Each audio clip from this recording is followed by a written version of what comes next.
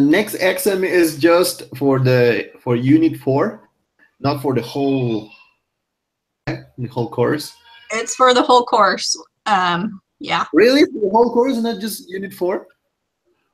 Because the review for exam 4 is only for unit 4, right? I talked to the teacher about it, and he said it was comprehensive. There'll be some questions. Yeah. Oh. Okay. So it's like in this review we have 47 questions, and it's for the entire course. Yes. Yes, this review, these 40 questions is to help you answer 5 questions in the real exam.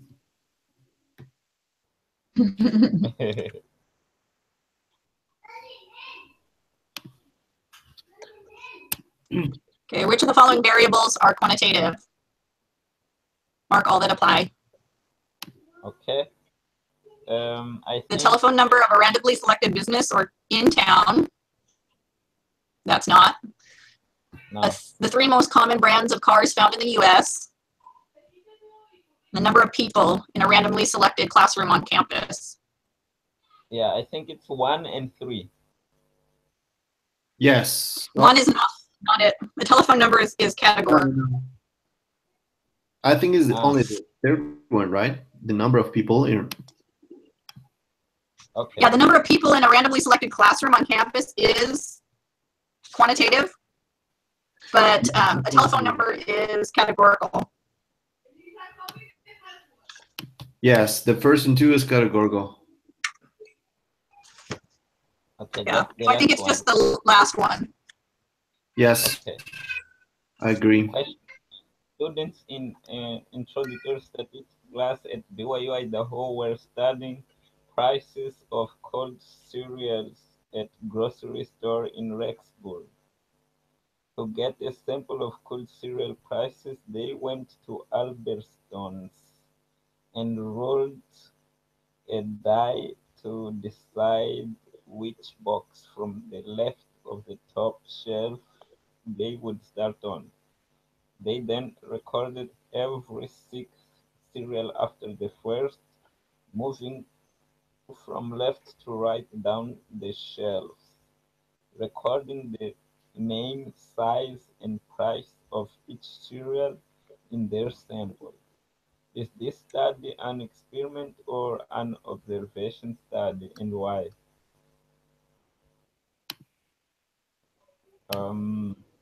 Okay, I think it's the third one, an experiment because the student had control over.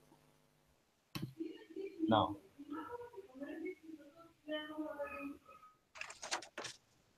Oh, okay. No, I don't know. So in the definition of an observational study is collect data but does not attempt to manipulate or influence the outcome. So like a household or government survey or exit poll after election, an experiment is applying a treatment to an individual and in an attempt to isolate the effects on the outcome. So I don't think it is an experiment because we're not really applying. They didn't go over the die, right? They didn't have control. They couldn't control the die, so it's an observational study, I think. Right.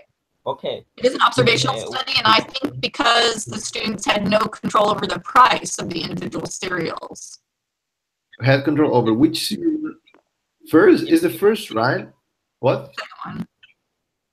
Second one? If you don't have any control is an observation. Yeah. Observational. Okay. Yeah. And okay, I agree with you then. I mean, because they could have chosen which cereals to select, no, but they didn't have any control over the prices. The prices were the prices, whatever the store was charging. So Now, to be a true observational study, they wouldn't be able to manipulate anything. And they weren't able to manipulate the price. They weren't able to change the price of the cereals. The price was what it was. Yeah. But to get a sample of cold cereals prices, they went to Albertsons and rolled a die to decide which box from the left of the top shelf they would start on. So the die was in order to decide which cereal to select, right? They then recorded every sixth cereal after the first, moving from left to right. Okay. So that's just their sampling method. That's what they're doing so that it can be considered random. They're rolling a die and then they're doing every sixth one. But they did not control the price. The price was already what the price was. Yes, I was a little confused because I thought that they used the die to choose every cereal. But no, it was only for the first one, for the first box, and then every sixth. Yeah, so second one. I agree. Yeah, and it's like they chose every six cereal after the first. Like they couldn't like choose the name, size, and price. They had no control of the name, of the size, and of the price. Right. Yes. Yeah. Okay. For Math 220 project, one group of students studied the age of students on BYU Idaho campus. They collected data from a random sample of 100 students. The sample mean was 21.2, and the sample standard deviation was 2.61. An excerpt from their data is given below. The group noticed an error in the data. The age of one of the males, ID number 3, was entered incorrectly. He is actually 21 years old. When the error is corrected, what will happen to the sample median? It's very important that there's a difference between a mean and a median. Yeah, and the median, like we have, this is an even number. So, and if you have an even number, it will be somewhere. I think it will be the same. The median will stay the same. Yeah. Because because it's not the average, right? Yeah. Mean the average. So the median is, I don't know how to explain this in English, but is it like the number in the in the middle? Yeah, it is the number in the middle, but we don't know what that number in the middle is. We know. We don't know. We know the first 4 and then the last 1. So we don't know what those numbers are in the middle. And we had a question like this before, and I got it wrong because I said it would increase because I was figuring it's, you're changing 12 to 21. It's going to change. But when we don't know what those middle numbers are, there's no way we can determine if it's going to change or not. Now we actually know that. We do? Because the median, you just have to pick up one number because it's even here. But here in the data that we have, there is only 5 of those numbers. From 1 to 99 is because you have like 4, 5, 6 until 99. But have the but we are looking for the median of all the ages. It's we need to know all the. What? I understood, like we have 1, 2, 3, 4, 5, 6, 7, 8 until 99. That's the ID. This is the ID. But we don't know what that the two middle ones are to find out what the median is. We don't know that information. We don't know if it's going to change. We don't know if the switching of the error is going to change that or not, because we don't know what those two are. We don't know how many 20s we have, how many 21s we Right. have. So we don't know what's going to happen. Which ones are going to be that 50 or 49 and 50. Uh-huh. Yeah, 48, 49, 50. Okay, and okay, like we are talking about the median. The median is not like the median is not how many 20 will appear. Is that, I think the median will be like the number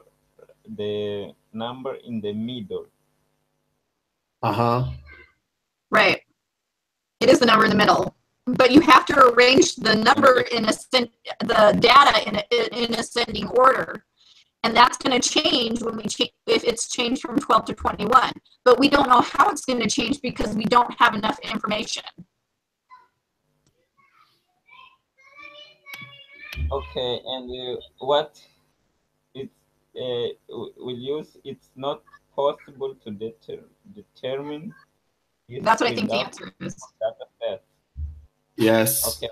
I think that's the answer. If Herman, if we want to determine the median, we need all the data and order all the 100 numbers in ascending order, and then go to the middle and see what is the value in the middle of those 100 values. But we don't have those values. We have only five numbers here. So if we change 12 for 21, we don't really know what will happen with all the 100 ages. We don't know where that 21 will and Okay. Sí. Fine. Question 5. Question 5. The time to complete a standardized exam in the BYU Idaho Testing Center is approximately normal, with a mean of 70 minutes and a standard deviation of 10 minutes.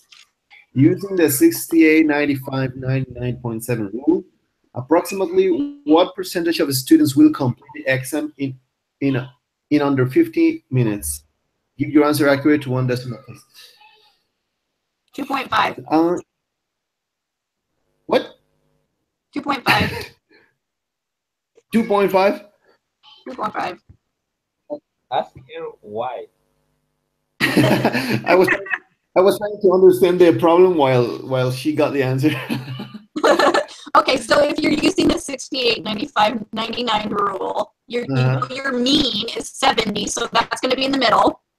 So the numbers to each side of that mean, so the first standard deviation is going to be 10 minutes apart. 10, so you're going to have 60 and 80, right?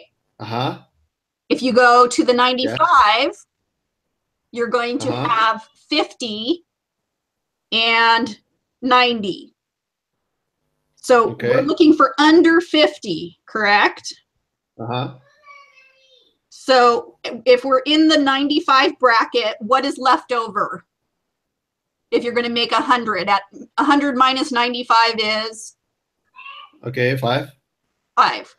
And we're going under that, so we're only doing half of it. So that's going to be 2.5. Okay, I got it. Yeah, that makes sense. You're super right. Yes, makes sense. See, makes sense. Herman, does that make sense? No. I agree, but it doesn't make sense. No, it's because I didn't get it. Let me see if I can. Do you remember the rule? Do you remember the rule? I believe in you. I just want to understand. Okay, no, I'm totally up for that. Let me see if I can find an example that'll show you.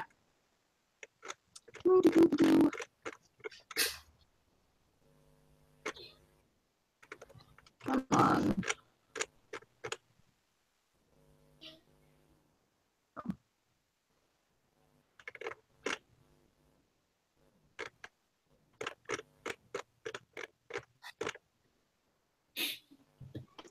I can find which chapter it's in, that way I'll go faster. Do you remember the rule, Norman? The 68, 95, that thing rule? I know 68% of the data will be on between the first standard deviation, 95, the two standard deviation, and 99.7, the three standard deviation from the Okay, mean. great. So the 68% will be between the 7 minutes and 16 minutes. You agree? 70. That's the first standard deviation. Between 60 and 70 minutes. Yeah, that's it. That is my problem to understand that. Uh-huh. So the mean is 70 minutes. Okay? That's The mean. Okay. Uh-huh. The mean 70 minutes. And the apply. And the standard deviation is 10 minutes. The standard deviation. Do we have the standard deviation here? Okay, let me see if I can show you. I drew it out, but it's really small, so let me see. Okay. See right here? Okay. Right here? Yeah. I can see. Okay, so the first is the 68. So that's going to be our 60 and 80. Yeah, 60 and 80. Yeah. And then 95 is going to be the 50 and the 90. So that's 95% is going to be in that section. So what's not going to be in that section? Only 5%. Yeah. So if we're going under the 50, I'll draw a little picture too.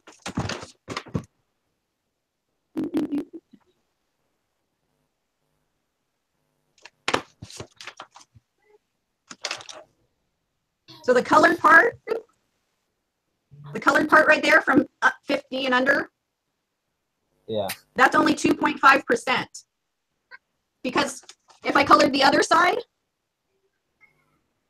the other side will 100 minus 95 would be 5%.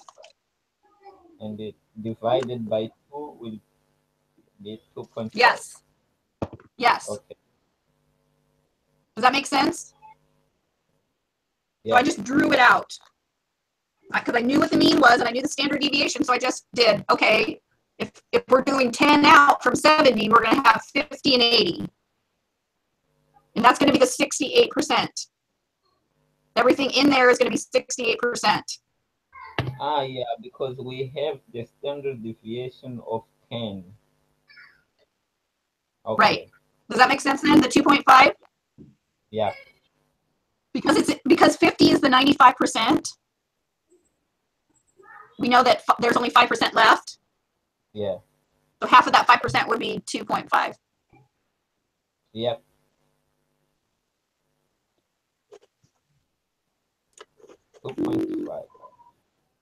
Question 6. The scores on the LSAT are approximately normal with mean of 150.7 and standard deviation of 10.2.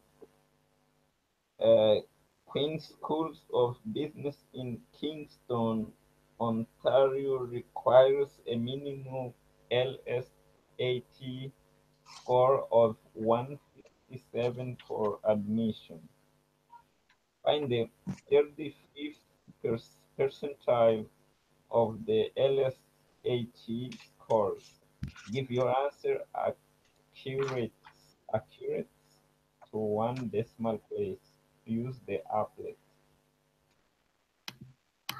The applet. The applet. I didn't remember the applet. Normal applet? Yes. So we want 35%. Is that going to be both though? 0.35? 35. So what are we looking for then?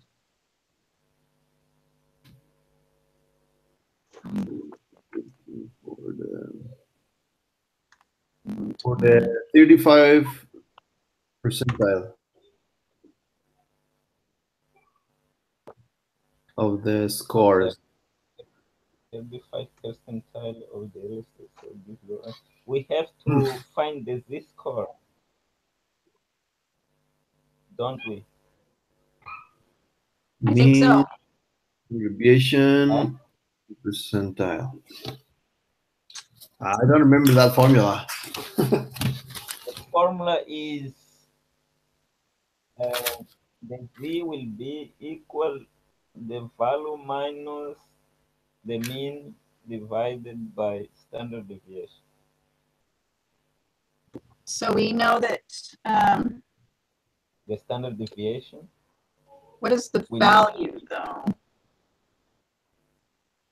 And are we taking that 9.35?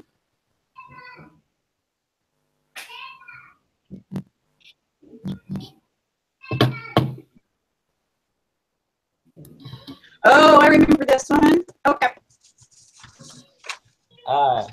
Okay. So go to your applet and put 0.35 and put you only want it because it's under 50. You're going to do the left hand side shaded blue. Okay. But 0.35. And then you put 0.35 in the area.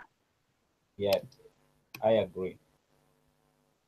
And then it is 0.38. Then you use the equation x equals mu plus z-score times standard deviation. So our mu is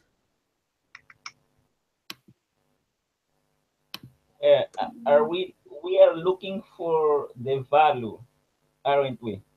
150.7. 150.7 plus our z-score, which is 0.935 times the standard deviation, which is 10.2. 0.2. Okay. Where's my calculator? We are looking for the x. Yes. And x equals the mu plus the z-score times the standard deviation. Yeah. So I'm doing 0.935 times 10.2 equals 9.537 plus 150.7 equals 160.237.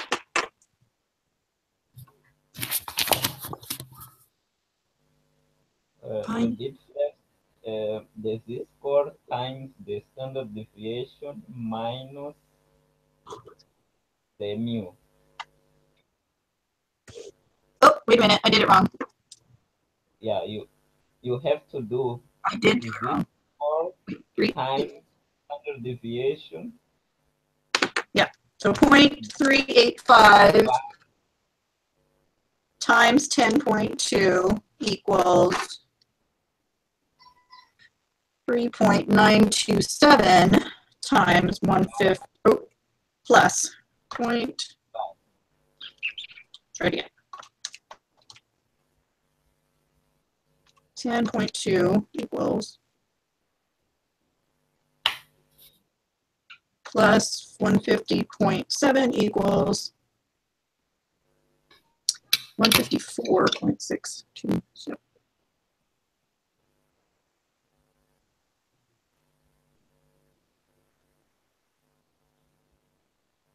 The z-score is... Oh, wait. It's negative. The z-score? It's negative.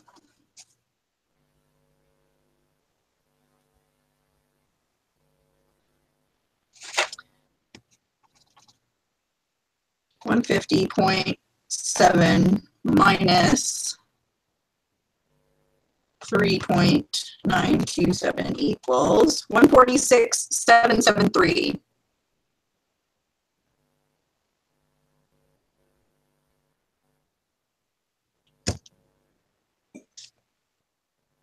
Can you show me the formula in your notebook or something? Yeah, let me. Do you have the worksheet from the first test that we took? It's on there. It's The like first test?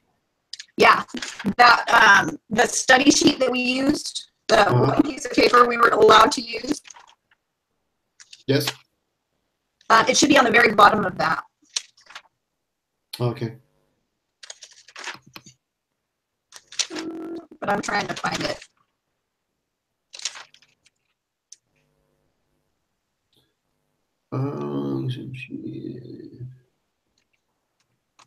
Value minus mean divided by standard deviation. U plus z-score times standard deviation. Mu plus times what?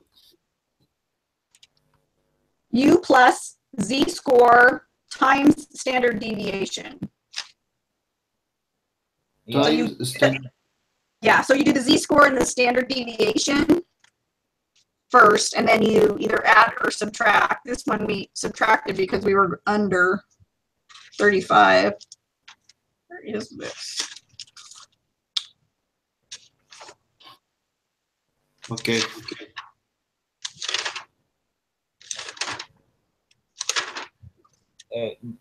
That is the simplest part to put the formula, but the other part, understand how to deal with the applet.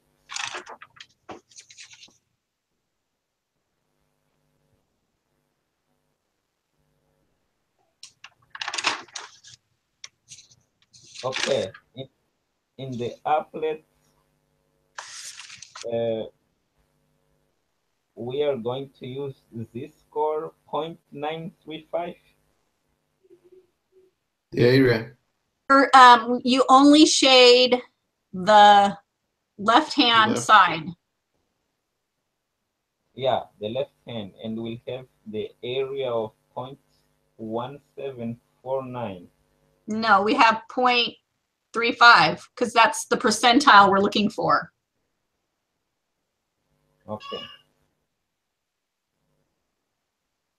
And we have z-score of 0.385. Yes, negative 0.385. It's very important to have that negative in there. Yeah, negative. Okay. Negative 0.385. Yes.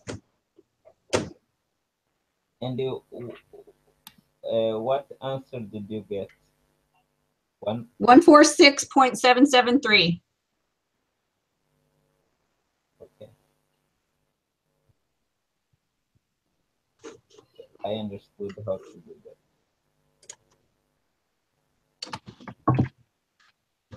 And if you think about it, if the mean is 150.7 and we're looking for, and that's at 50%, if you think about where 30% is going to be, you have a standard deviation of 10.2.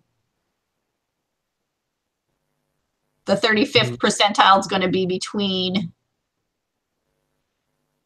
let's see,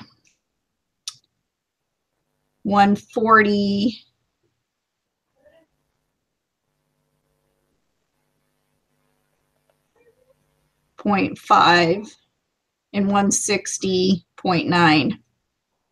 So that makes sense. Yeah.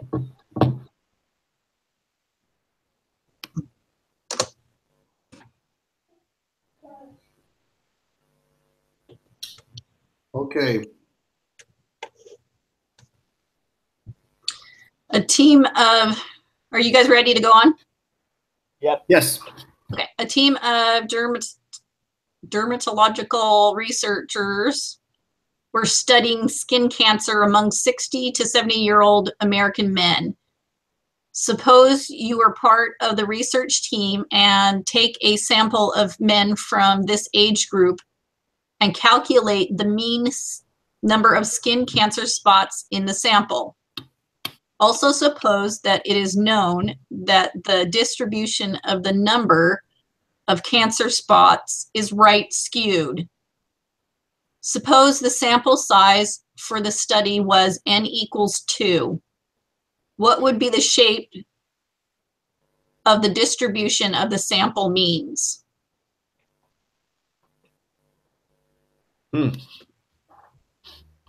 Those. They only have a sample size of 2. Sample size of 2. We cannot be sure. I'm pretty sure that's the right one. We cannot be sure. Yeah, because this is not enough n equal to. Yep. You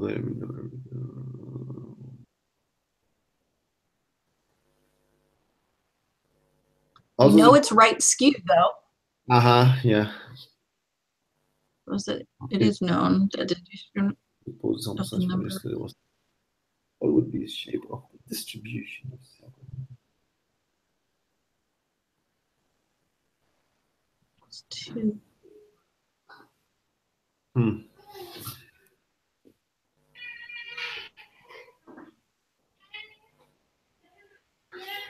I think is the number 4th, because with only two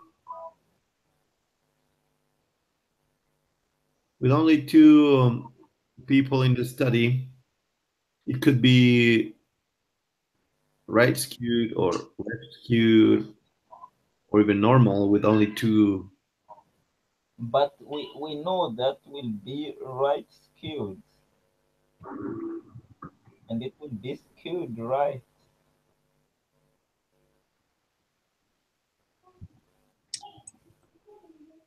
Yes, but you only have 2. You only have 2 in the sample. The sample. So suppose that you have 2 people and one is 10 and one is 5, or one is 5 or one is 10. You know what I mean? So it could be anything of the 3 options. I agree. We can't be sure.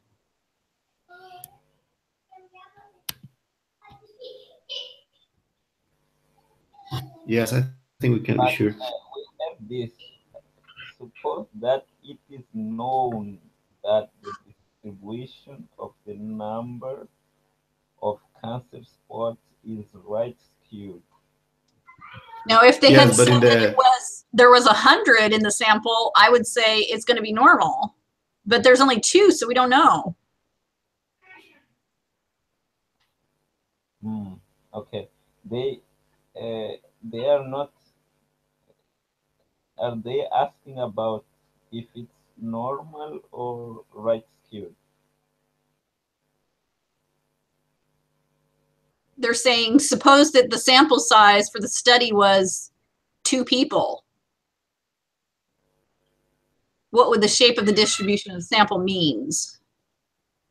Suppose that 2 people, both of them has skin cancers, skin scan, ¿cómo se dice? Cancer spots. Yeah. So both of them have skin cancer spots. Yeah. Or one of them has and the other one not. You know what I mean? So the shape would be different depending on, and we don't know how it would change with those numbers without the two people.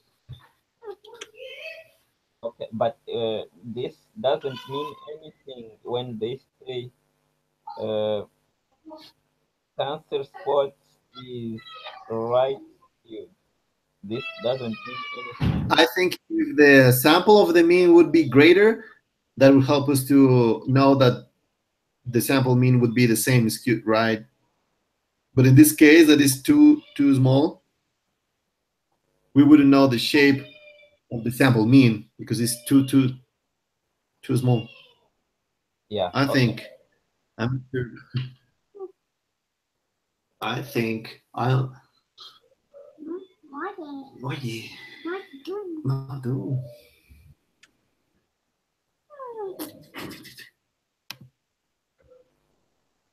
Do we Okay, have let's two opportunities for this test? try that. But what is confusing me is that information.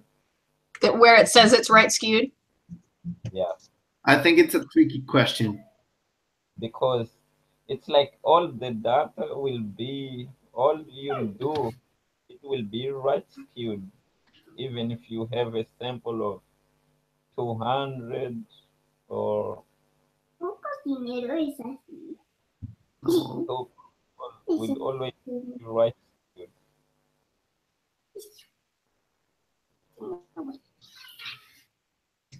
But let's try that one and see. Do we have two opportunities for this I quiz? believe so. Yeah, Okay.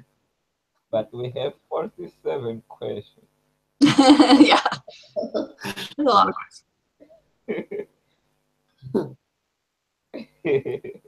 Okay. But Let's do the next one. maybe we won't have all of them right, and you'll have more than one to correct. It's fine.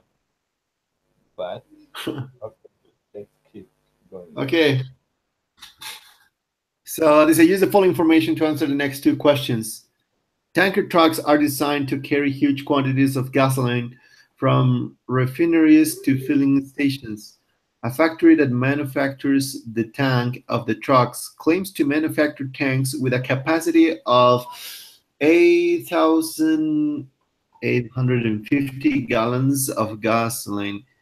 The actual capacity of the tanks is normally distributed with mean 8,544 gallons and a standard deviation of 12 gallons. Suppose that a simple random sample of 12 tanks is selected and the sample mean capacity is found to be 8,550 gallons. What is the C-score corresponding to this sample mean? Round your answer to 3 decimal places. The C-score corresponding to 8,550 gallons. And the mean is 8,540. Okay. So the C-score will be in the right side of the applet. Yes, yeah. And standard deviation is 12. Capacity, okay.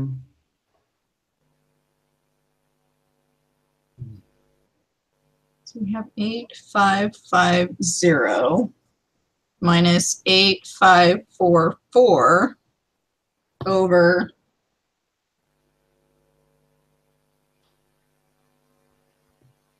12.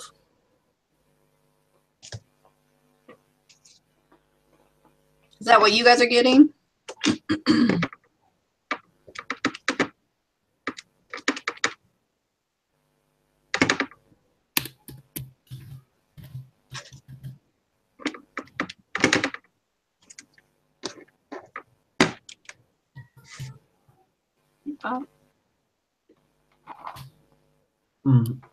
Okay, then this score will be. Oh, wait.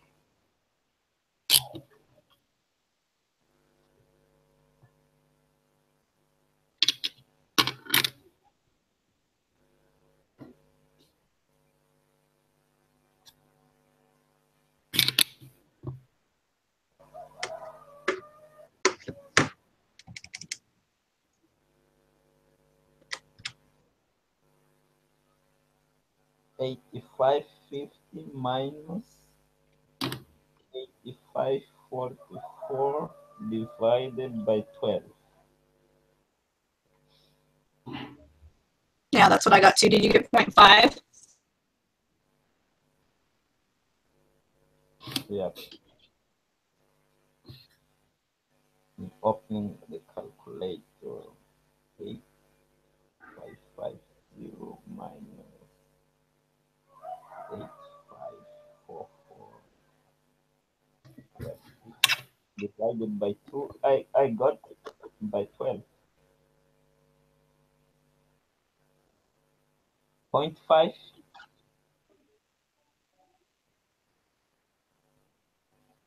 0.498. No. I got 0.5.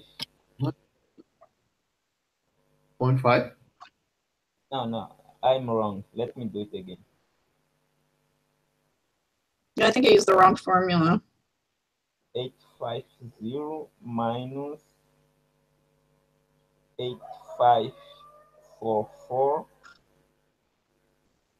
equal. Yeah, I think it's 0.5. But we're doing a sample, so I think it's like standard deviation over the square root of n for the sample mean, right? Mean of the sample means is mu.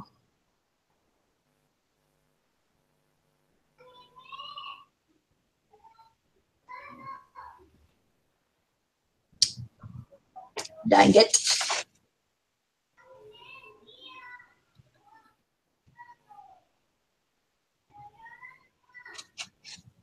Square root of n.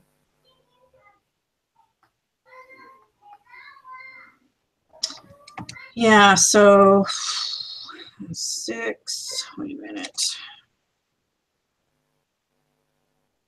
12 divided by 4.47211359 equals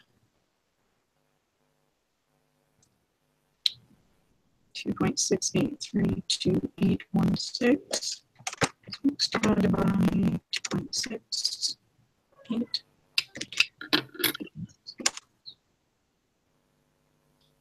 That doesn't make any sense. Okay, you think it will be 6 divided by 3.464?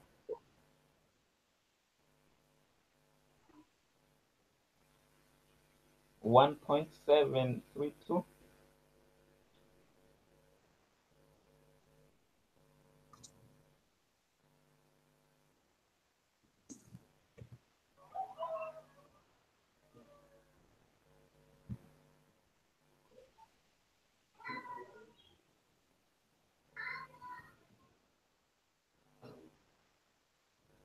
So I did 8,550 gallons minus 8,544, which gave me 6. 6 divided by 3.464.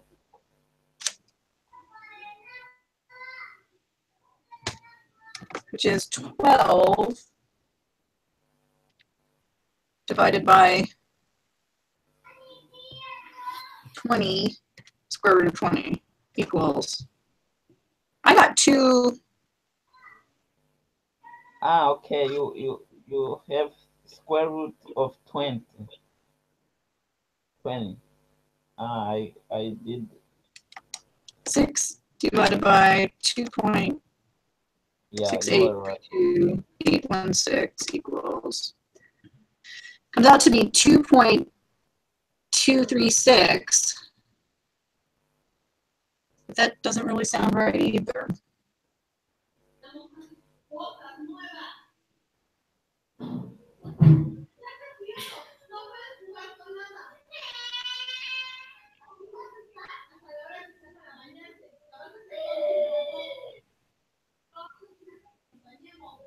First, let me do the sample mean.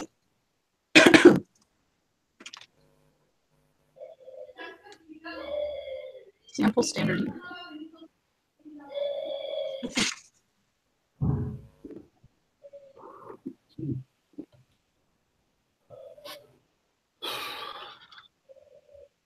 Okay, so the standard deviation of the sample mean is the square, or is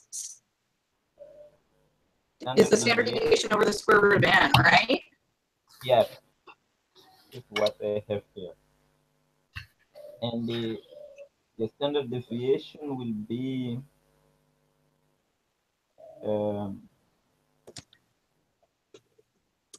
wait.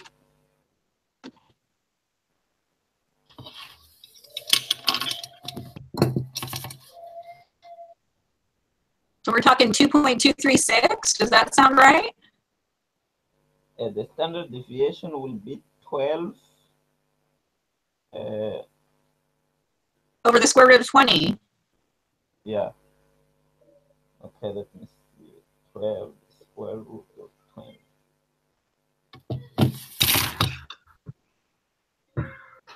0.5. Square root of 20 is 4.472.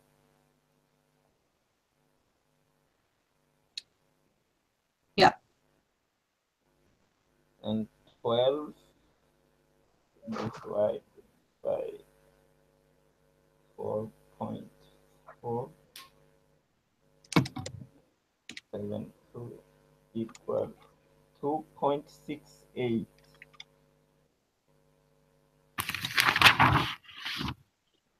And 6 divided by 2.683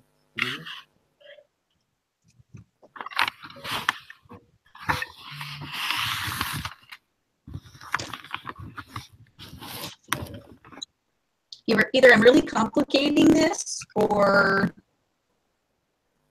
that's what the answer is. I don't know.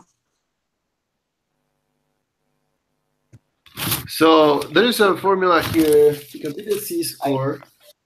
We're trying to find the z-score, right? So value minus the mean divided by the standard deviation. And which would be 0.5, right? Which is 0.5. Oh no! All right. Let me calculate again. I've got a 0.5, maybe 8544 minus 8550 divided by. Okay, give me a minute. -6. So standard deviation is 12, and the sample is 20. 20 multiplied by 12. Okay. -6 divided by.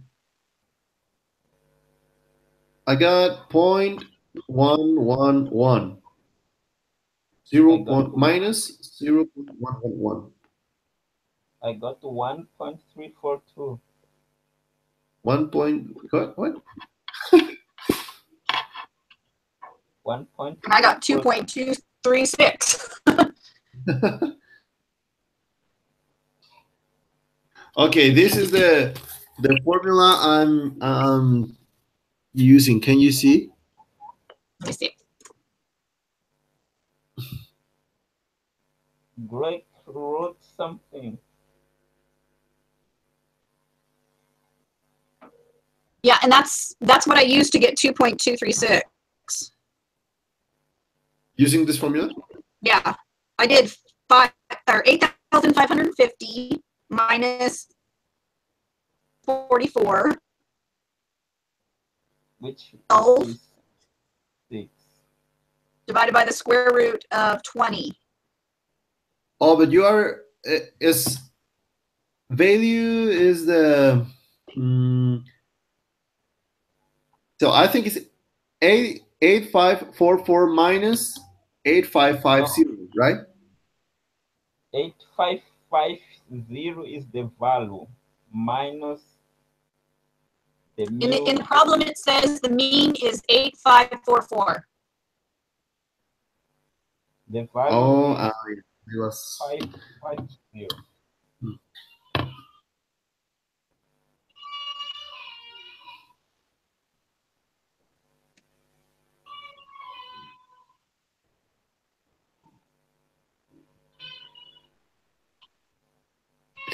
the sample mean capacity is found to be 8550,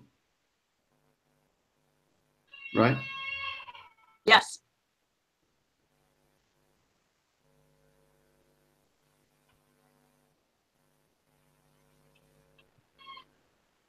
So these sample mean, okay. 8550 menos 85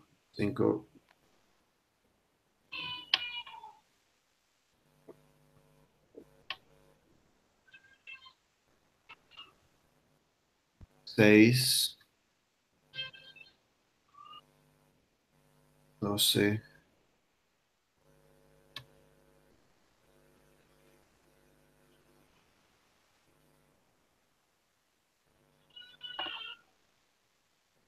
I think Drake wrote another invitation.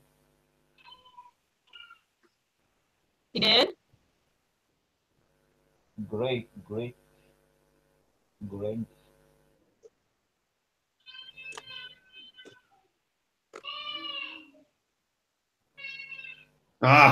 Now I got 2.236. 2.236. Yes. Is that what she got? I got 2.236. Yes. Oh, you do, Tiffany? Who got 1 point something? You, Herman? Okay, and the majority wins. Okay. Okay, just because we have 40 more questions to answer. Yeah, but what did you get? Just tell me in the right here. 2 points? I got 2.236. That's what I... Yeah, we have to keep going. Yes. Hopefully the remaining 40 questions are easy. What is the probability that the sample mean capacity of 50 randomly selected tanks will be greater than 8540 gallons? Round your answer to 3 decimal places. I hate these ones. I always get these ones wrong. What is the probability that the sample mean capacity of 50 randomly selected tanks will be greater than? If the previous is wrong, the next will be wrong too. Because we have to use we have to use the same formula for the z-score. And it says greater than? Yeah, we have to find the z-score and go to the applet. Yep. I'm showing that it says 0.0127. 0.0127. But yeah, no, I haven't. Wait, I'm doing it wrong. Of course. Okay. Greater than. So that's our value, is the 8540 minus 8544 over 12 in the square root of 50, right? Yeah, so just change the square root of 50. Okay. Only thing that 50.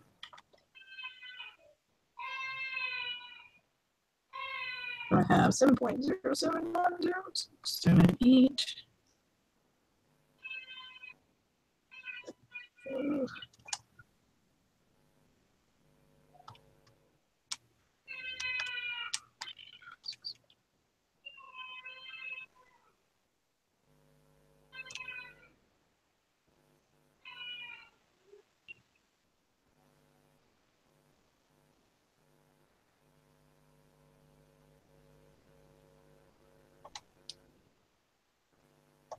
.40 minus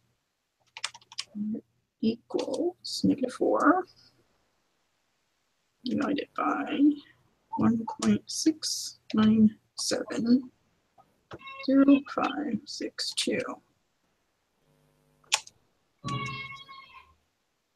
Negative 2.357.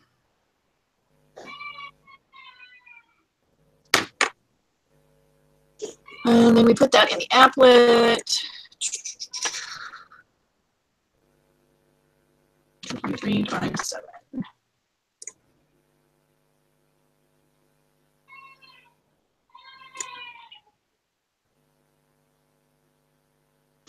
What's the question again?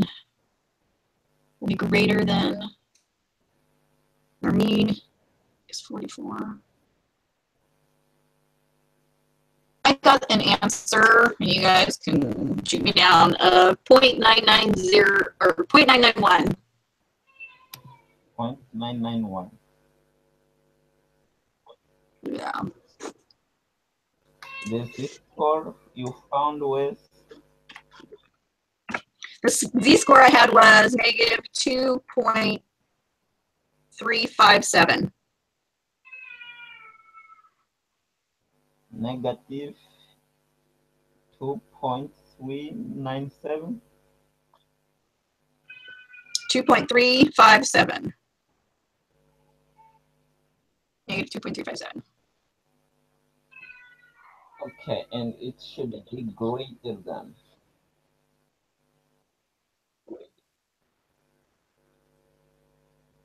Yeah. And so here, let me show you. I will share my screen. Okay. I plugged it, that negative 2.357 in and did everything to the right of it. Okay. I got a 0.9908, which rounds to 0.991.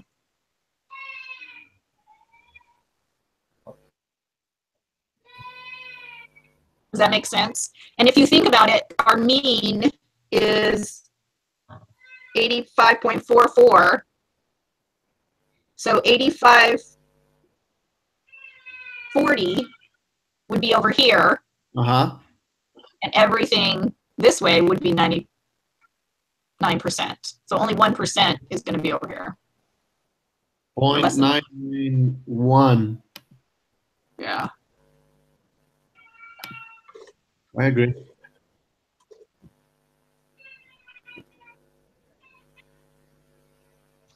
Okay, which of the following best describes, Herman, are you okay? Sorry, I forgot to ask. Which of the following best describe the notation of the significance level of hypothesis test? The probability of obtaining a test statistic at least as extreme as the one you calculated, assuming the null hypothesis is true. The probability of type 1 error, the probability of type 2 error, the probability of rejecting a null hypothesis, whether it's true or not. Okay. I believe it's the probability of a type 1 error, but let me check and make sure I have that in my notes.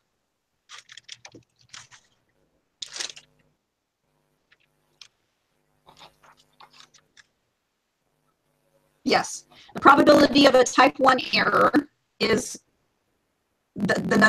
or also called the level of significance.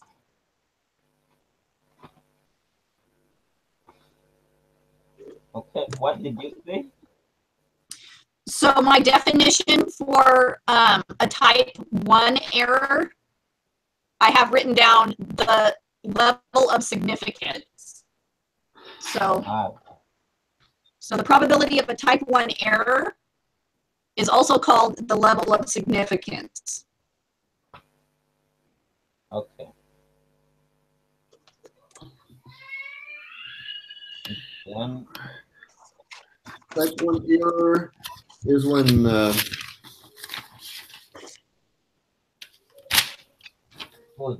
type 1 error is whenever we reject a true null hypothesis, right? Yes. Yeah, but reject the null. Okay. But the null is actually true. Okay. Yes. Yeah. You're right. Question 11. It says the heights of young adult females in the United States are said to have a population standard deviation of 2.6 inches. A sample was taken of 85 young adult females at BYU, Idaho, and the mean was computed to be 65.4 inches. Which of the following explanations describes the correct way ¿cómo se dice? Interpret or 95 incomprehensible. The height of young females in the United States are said to have a population standard deviation of 2.6 inches. Sample was taken of, I think it was 85 young adult females at BYUI, and the mean was computed to be. We are 95% confident that the true mean height of adult females in the United is somewhere in our confidence interval. The last one.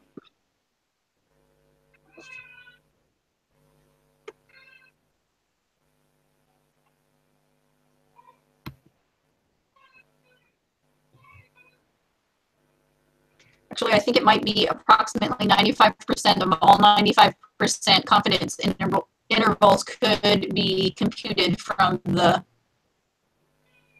population of adult females in the United States will contain the true mean height. Yeah, this is because this contains the true mean.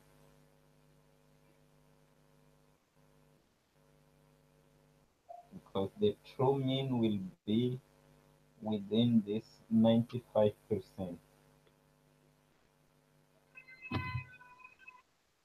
Does that make sense? I think the key is this contain the true mean height. Approximate of all. I agree with this, the number, the third one.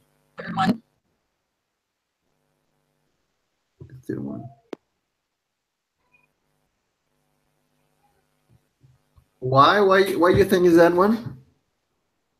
Because it's a sample. A sample. So if you're taking a group of women anywhere in the U.S. and trying to find a 95%, confidence interval, 95% of those that you do that you measure should be in that 95% confidence interval. Okay. I got it.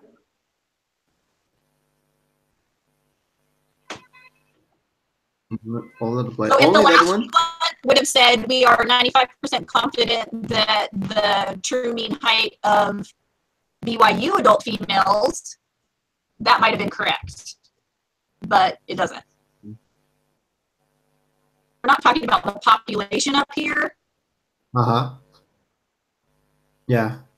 We're talking about a sample of 85. Yeah. Got it. Thank you. Okay. Marine biologists have studied the effects of acidification of the oceans on weights of male beluga whales in the Arctic Ocean. One of the studies involves a random sample of 16 beluga whales. The researchers want to create a 95% confidence interval to estimate the true mean body weight of male beluga whales. Their data follow a normal distribution. Okay, the population standard deviation of weights of male beluga whales is sigma equals 125 kilograms. And the researchers feel comfortable using this standard deviation for their confidence interval. Are the requirements for the use of a confidence interval met?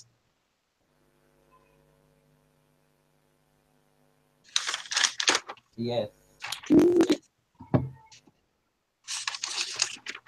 My answer is yes.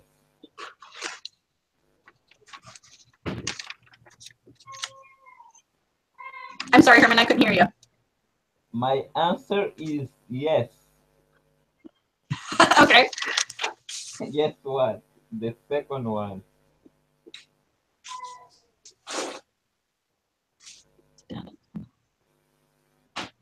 Because we have here, it's saying their data follow a normal distribution.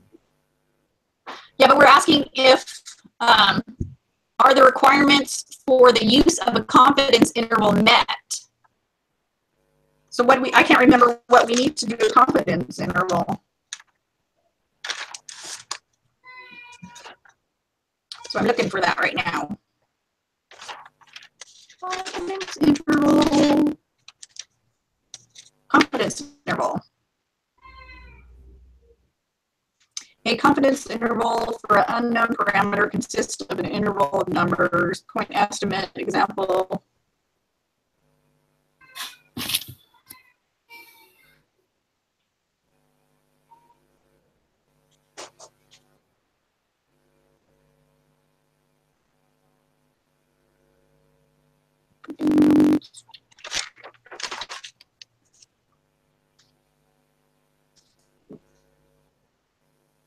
Oh, requirements for a confidence interval for one sample, sigma known. Sample is a simple random sample. Do we know that it's a simple random sample? Yes. Does it say it in there? Well, Herman. What? Oh, it says a random sample of 16 beluga whales. So yeah, that one is good. The population standard deviation is known, and we know that. Either of these conditions are satisfied, the population is normally distributed or the sample size is greater than 30. So we know it's normally distributed. We know that it's a simple random sample, and the population standard deviation is known. So it is yes. Yeah. The distribution of sample means is normal because data are... The sample size is not large, it's only 16. So it has to be that the data is normal, or because the data are normal. It's normal because I think if the data is saying that it's normal. Yep. Herman's right. Yes. Yeah, if we were doing the elimination, we would Do get you do that. the eliminums? What? the elimination, like It's either this one or this one, and yeah, this. What? Can you hear me? Yeah. It's like if we I don't know, I can hear you very well. I don't know if it's my computer or just your microphone. Okay. I think sometimes I can hear Herman and sometimes I hear Tiffany, but some like weird. yeah, I don't maybe the internet. But can you hear me now? I can hear you a little bit Okay. better. Okay. And it's like if you do the elimination here, the first one is not because you don't know the size. Uh-huh. We do know the size. We know It's a 16 random beluga whales. Studies involved a random sample of 16 beluga whales. A random sample of 16 beluga whales. So that sample size is small. It's not large. Yes. So we know it's got to be this one. And it's not, it won't be the first one. And the third right. one, the fact that the data is normal does not imply that the distribution of the sample mean is normal. Okay, this is not that one, and it's not the last one also.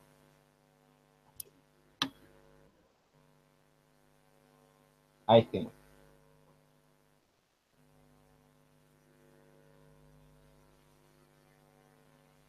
Okay, next one. Rates of return.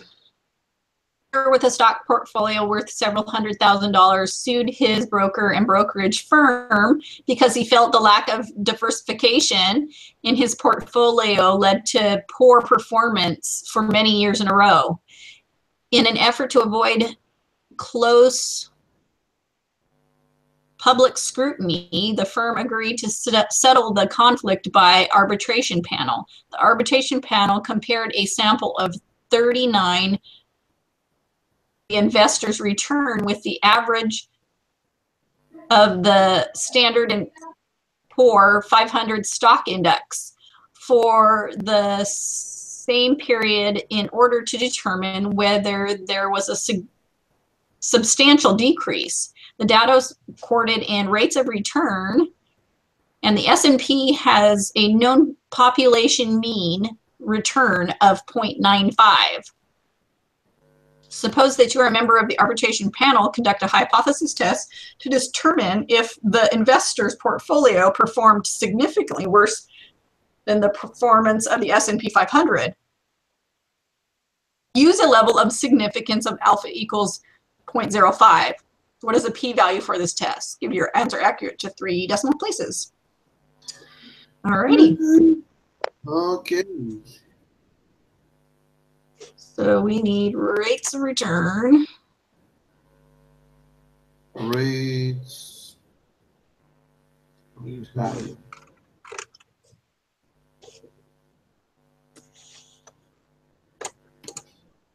Copy.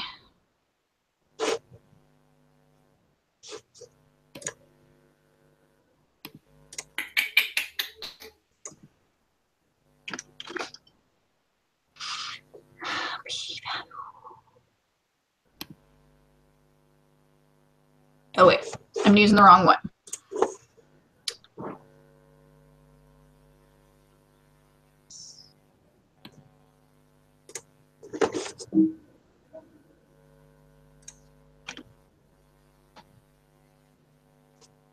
And our mean is what?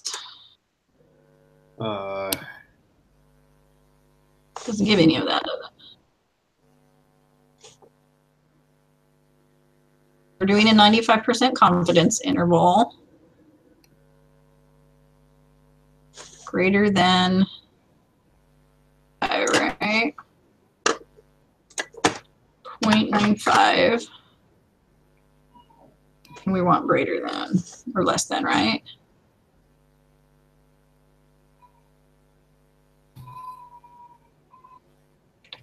Worse, so less than. Less than.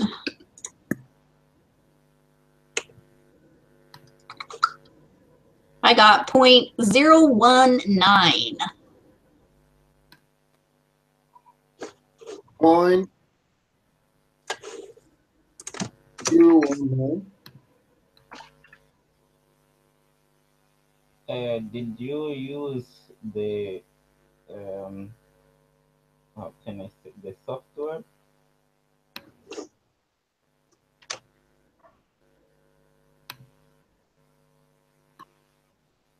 Did you use the software? Yes. Okay. The one sample t-test. Yes. But I don't know why mine is super slow. Give me a second.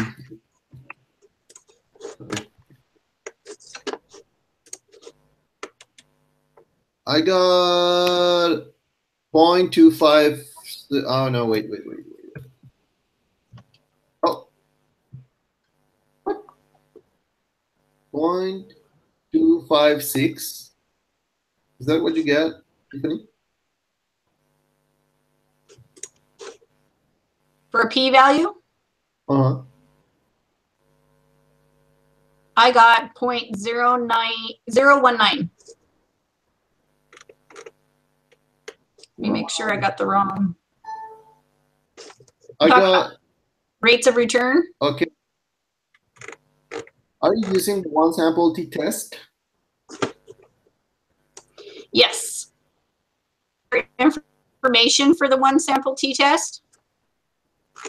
The confidence level was 0.95. Uh-huh.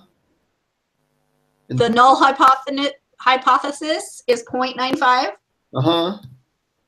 And the type of test is less than? That's the problem. Because in the question it says, to determine if the investor's portfolio performs significantly worse than the performance. Okay. So we want to know if it was less than. So 0.019. Did you get that, Herman? My computer is slow, but it will just put the data in there and find this number, won't we? Yep. As long as you make sure that these things right here correctly. Uh-huh. Okay, a financial economist is studying married couples in which both spouses work. He wants to compare the mean income earned by husbands with the mean income earned by their wives. Should he use independent sampling or dependent sampling, and why? I think it's independent, right? Why? I don't know why. Independent. Does the husband's data or the wife's data, so if they had a wife in there but they didn't have the husband, because they're dependent, the wives are dependent upon the husbands, right? Oh, okay. It's dependent to, it's the same family. They are independent. Dependent sampling. No, Tiffany says that is dependent because it will compare the income of the wife to the income of the husband. So whether the particular wife is included depends on whether the husband is included. So the economist is studying married couples in which both spouses work. He wants to compare the mean income earned by the husband with the mean income earned by their wives. Yes. So in other words, if you are going to compare your income, Herman, with the income of your wife, that's a dependent sampling. You need a wife. And they can't just have a random wife. They want to compare couples. Ah, yeah. It's like Yeah. a couple. It should A couple. be your So wife. it's like, no, if you want to count how many freckles on your right hand compared to your left hand, that's dependent, because it depends on the one person in the right and left hand. Yes. Okay. Use the following information to answer the next two questions. Did you use dependent sampling? He needs to select couple for his sample. Is this the second one? Yes. Then see the second one. Okay, what was the p-value you found? Where? 0.019. 0.019. Yep. 0.019. See. Okay, 0.019. Yes. So question 15. What is the p-value for this test? Okay. Down to the nearest 3 decimal places. Pressures of supply and demand act directly on the price of airline tickets. As the seats available on the plane begin to fill, airlines will raise the price. If seats on a flight do not sell well, the airline may discount tickets or even cancel the flight. Allie Heinrich, a BYU Idaho student, wants to determine if there is a difference in the price of tickets listed 90 days before the flight compared to 14 days before the same flight. For her study, she compares prices of one-way flights from London to Heathrow Airport to various destinations in Europe. Using Travelocity.com, she recorded the lowest published fares for 90 nonstop midweek flights 90 days in advance, and then found the lowest published price for the same destination again 14 days in advance. The price in US dollars are given in the file direct flight cost. Notice that for some destinations, flights were not available. Mm-hmm. What is the p-value? The p-value. So we should use for this thing the two-sample t-test, right? The what? It's not a paired sample because we don't have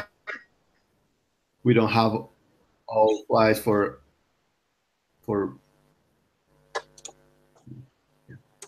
these two-sample t-test. And as I recall, 4 days. she recorded the lowest fares 90 days midweek, 90 days in advance, and then found the lowest published price for the same, again, prices.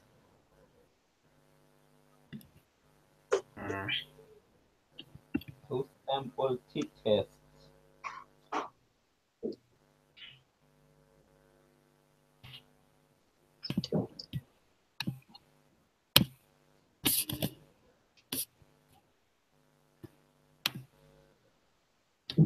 Okay. Yeah, but what are they? Which one goes in which column, though? I think it doesn't matter, or it should matter. Should it matter? Because it's just going to compare, or I mean, to see the difference between the two columns. So it doesn't matter the order, right? I don't know. I'm hoping not. I think when we use a linear regression, Yeah. it matters because it should be is like the the response to the variable, but in this case, it's not a response. It's just calculate a difference, I think. Okay.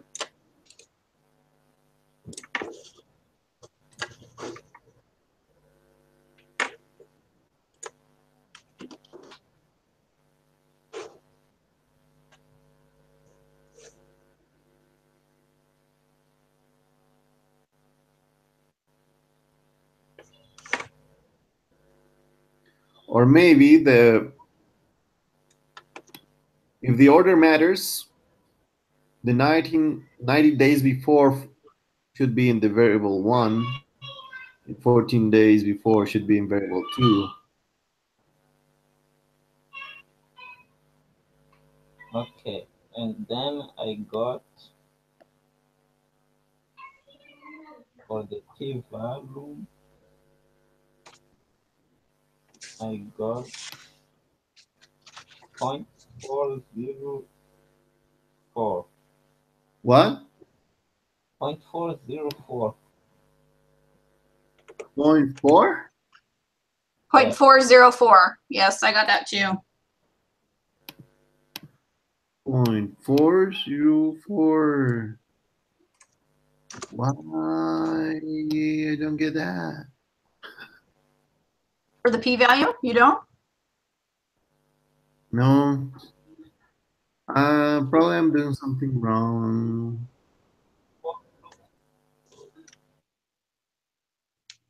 It's not equals to.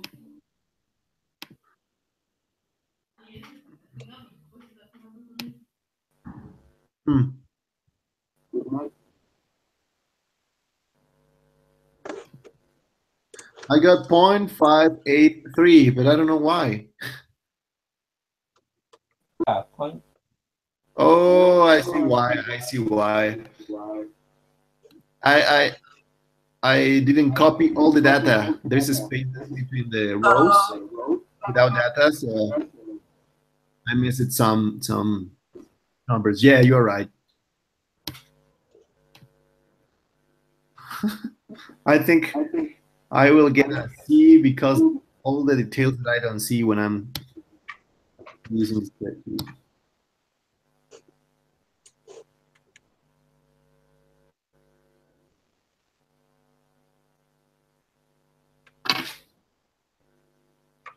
Based on the results of the test, can you say that there is a difference in the cost of airline tickets purchased 90 days in advance compared with 14 in advance use?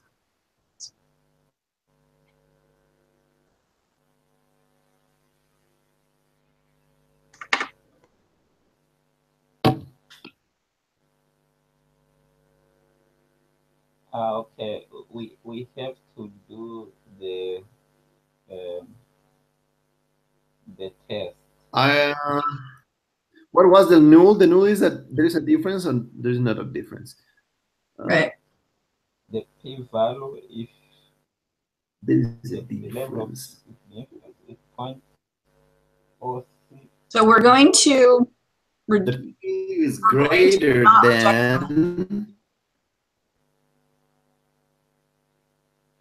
No, because the p-value was greater than the level of significance, right? Yeah. Are you agree, Herman? No, because the p-value was greater than the level of significance. Herman? Herman, can you hear us?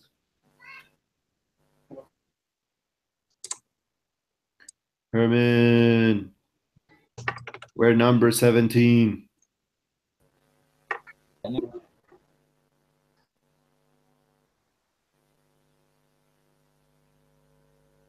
A real estate company wants to evaluate 2 of their home appraisers for consistency in preparation for their annual state certification.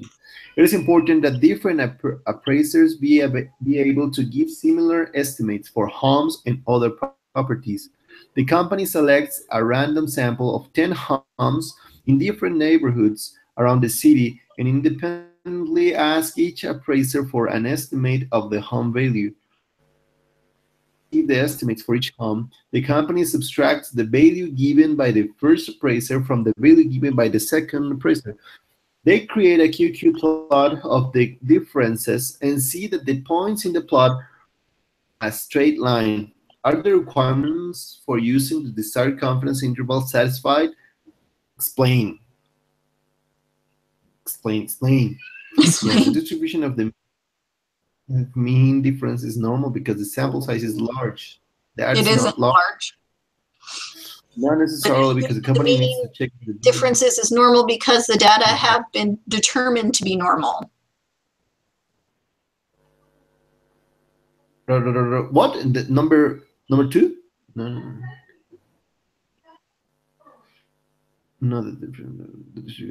They have been determined to be normal because they did a QQ plot and the line, the numbers, the points in the plot roughly formed a straight line. So that means it's the distribution of the means differences is normal because the data have been determined to be normal.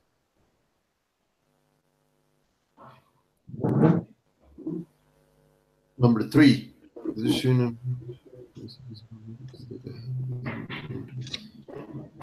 Normal.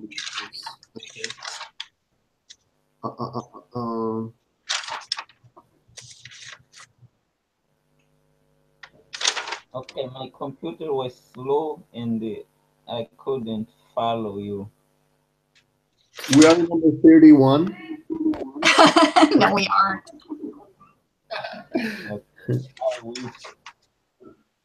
I wish you were there. I wish we were there too.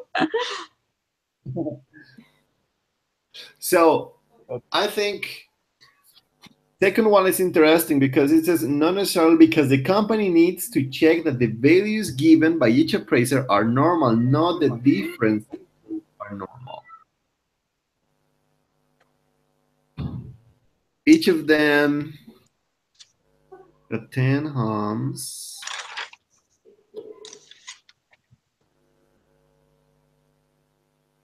After the receivers, the company subtracts the value given by the first appraiser from the value given by the second.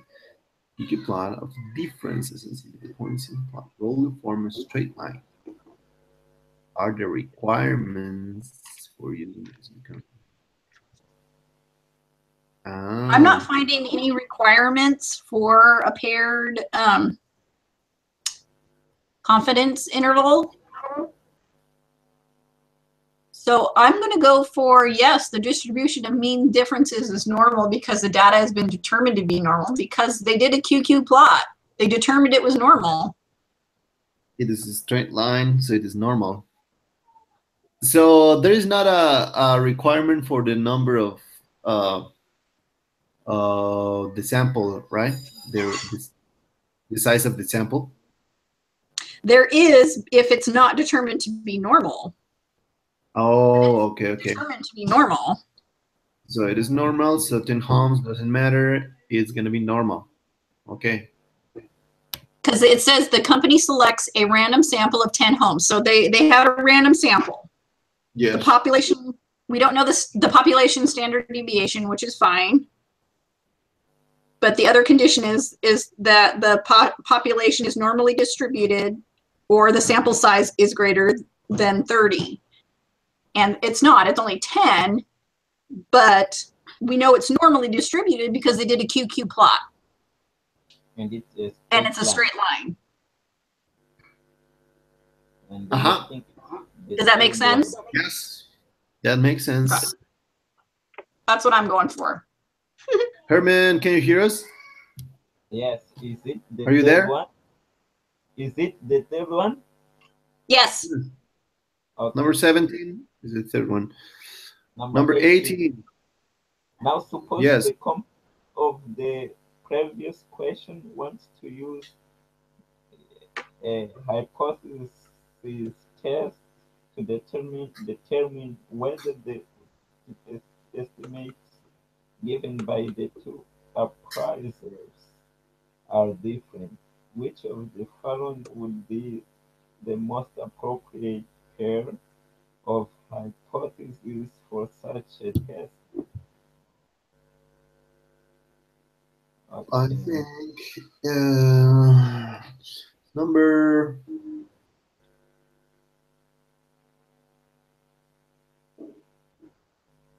one.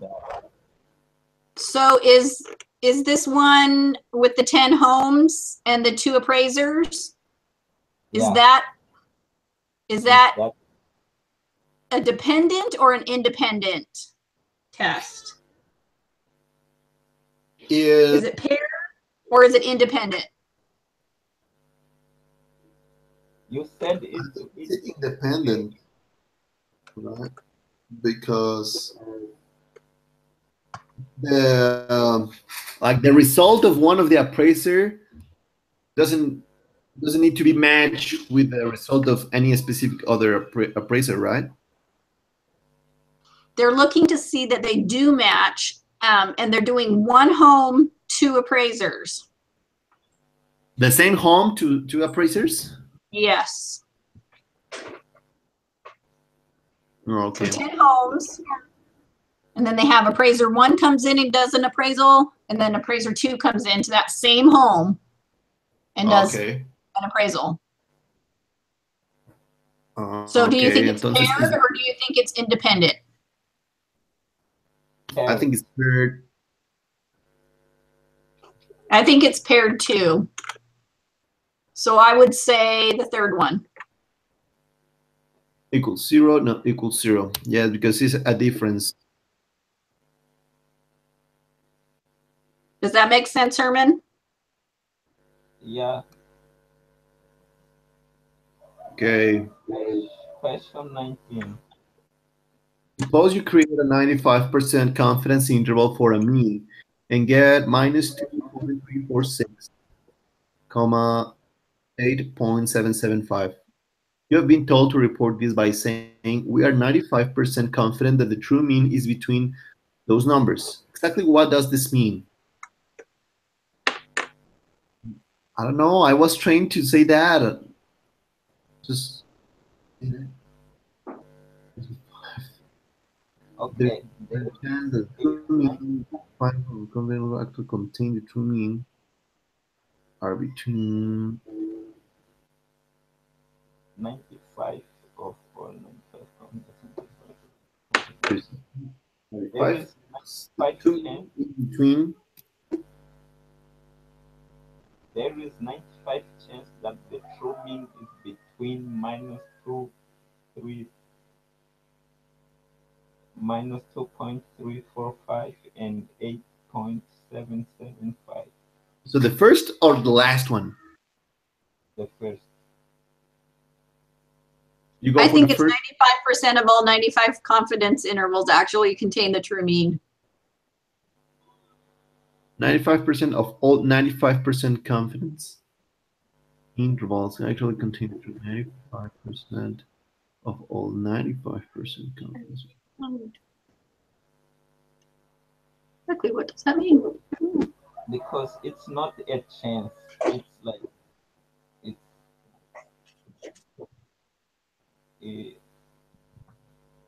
it's not a chance. You are right. Yeah, it's not a chance, so it's not the first one. It never is a chance. Yeah.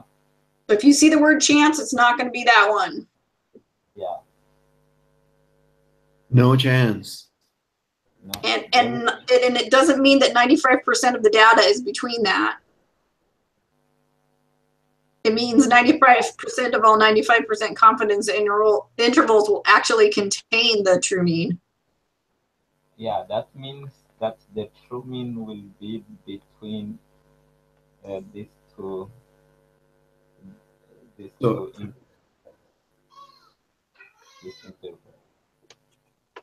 Okay, you are smart. Thanks. Okay.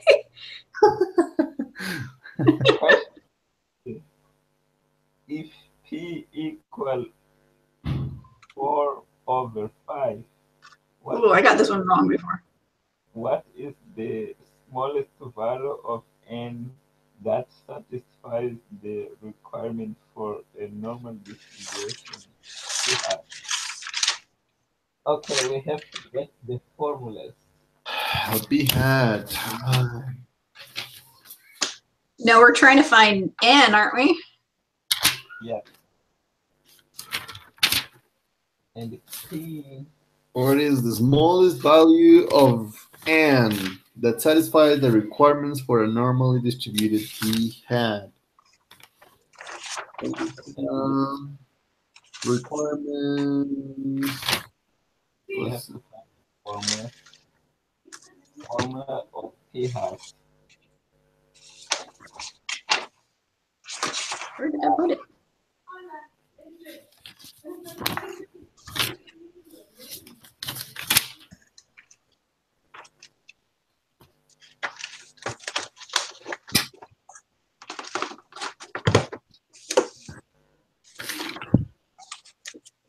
Margin of error.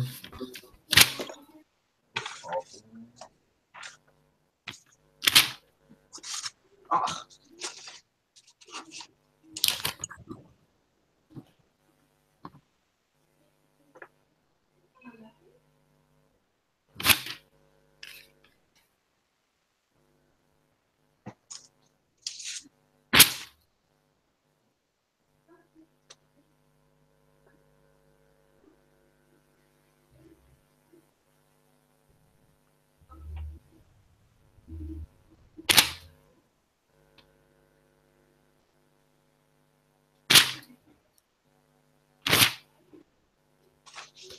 Ugh.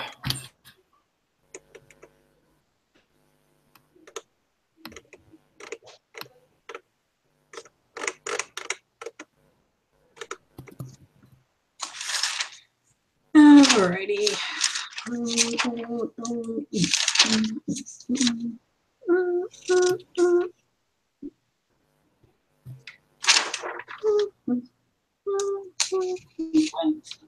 is this exercise due?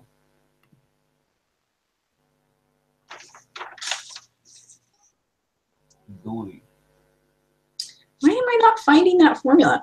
It's Yes, there was a formula to calculate the n, but I don't.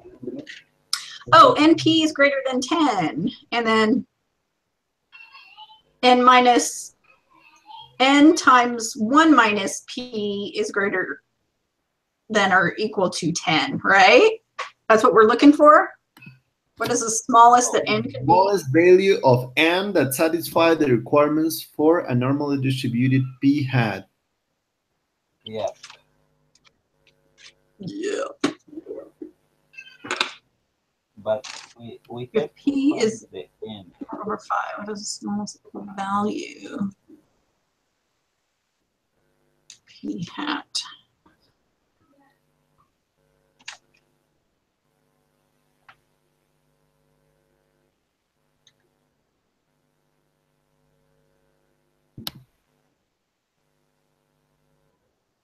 The P is, which lesson do we find the P hat?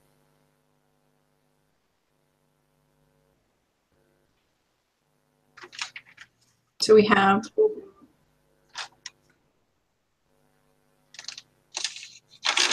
well, p hat isn't p hat x over n. Oh, there it is.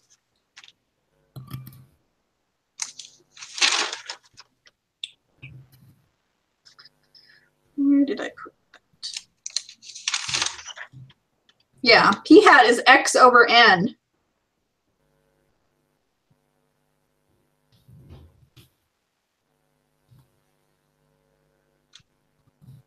Okay, so we have x, we have the P hat.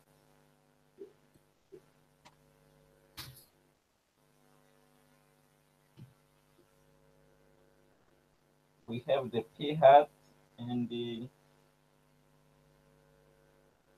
we have the n.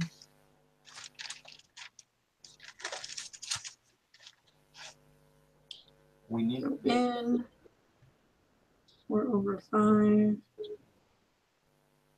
equal to 10, and n times 1 minus 4.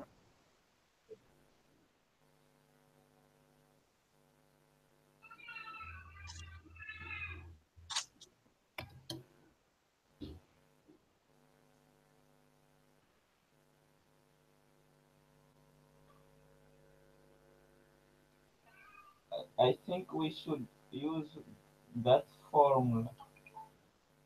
The formula you said. NP.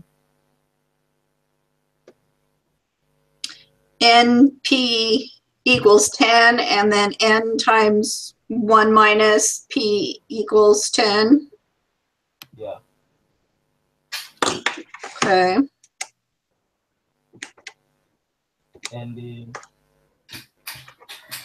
we have the P. 25. E4 over 5.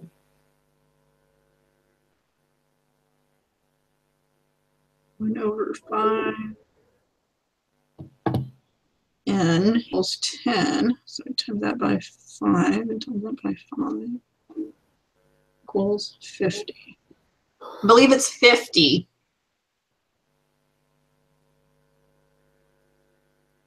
Think 12.5.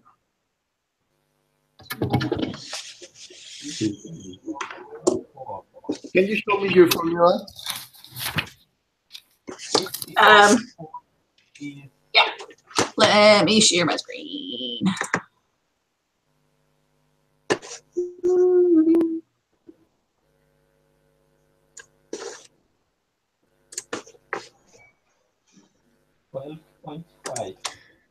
Hello. Oh. Gosh, you guys, Better sorry. make the number. Hey. I'm employed over here. I got things I gotta do. Yeah. You're the boss. Yeah, I'm the head boss man over here. Totally. You can say, wait a moment, I have a meeting to answer 85 questions. Yeah, dame un momentito. I'll be back in like 3 hours. It's fine. No big deal. Yeah, no big deal. There are 83 questions. Oh my gosh. Oh, there's only 43. How many? 47. 47. Would it feel like 80? Yeah, it feels like that many. I'm with you. Dang it. Sorry, guys. I wish I could have come in sooner. No. We are in question 20. Question 5. And Okay, hold on.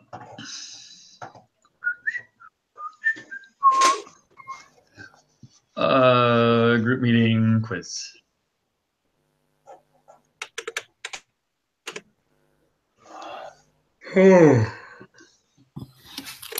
I need to make. I need to add on to my list of all the requirements for each different type of test.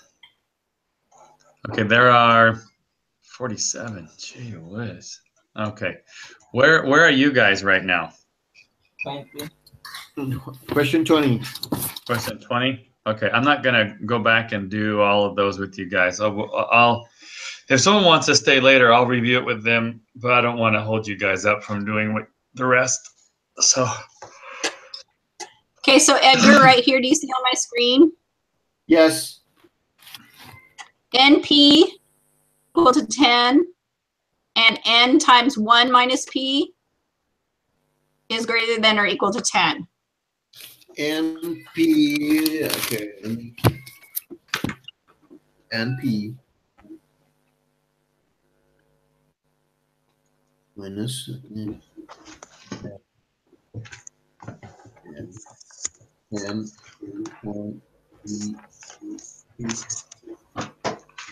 Okay. That's the requirement of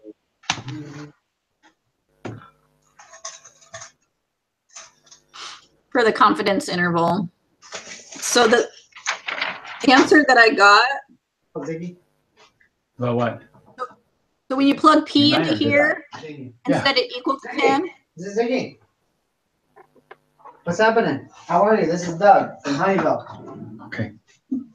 Good. Sorry I missed your call. I was in the store, had a couple things. Can I have, are you available right now? I'm going to have Rick call you real quick. Okay. Sorry, I missed it, man.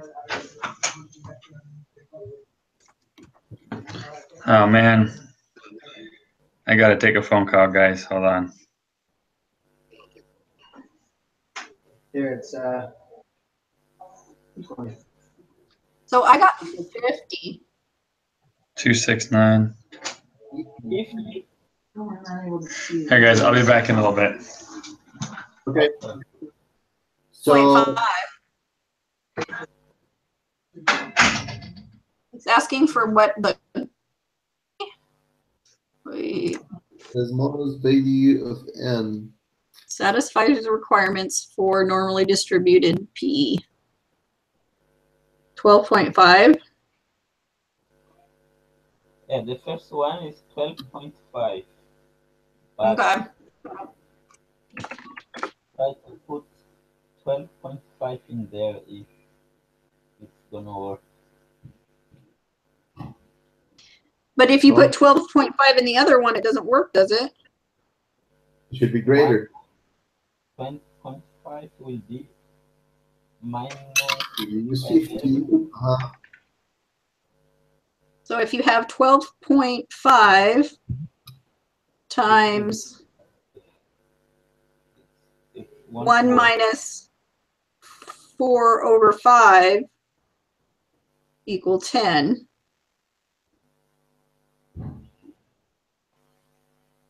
So you get 1/5 times 12.5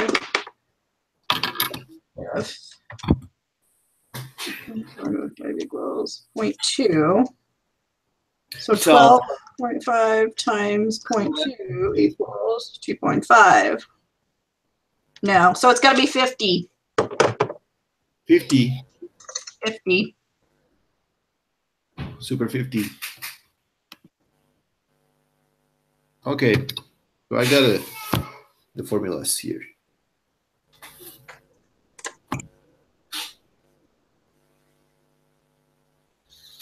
Okay, question 21.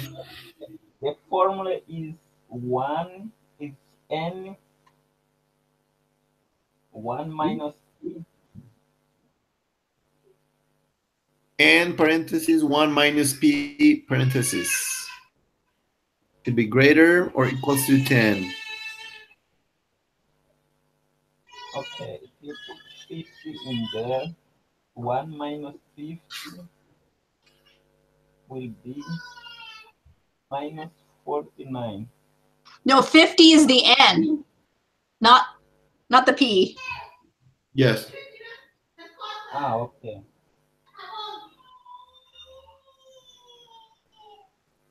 Okay. Does that make sense? And so if you use 12.5, it doesn't work on the other one. It's too small. It comes out to be, what did I get? Less than 10. 5 times 0.2 equals, I got 2.5 for the other one. So, and that's less than 10, not Yes. greater than 10. Doesn't satisfy the requirements. Satisfy the requirements, it has to be 50. Yep. With a P of 4 over 5. Your little brother has a career batting average of .223. You want to determine the probability that he will have a batting average over .250 next season. Be up to bat 40 times. Are the conditions met so that the sample proportion P will be approximately normal?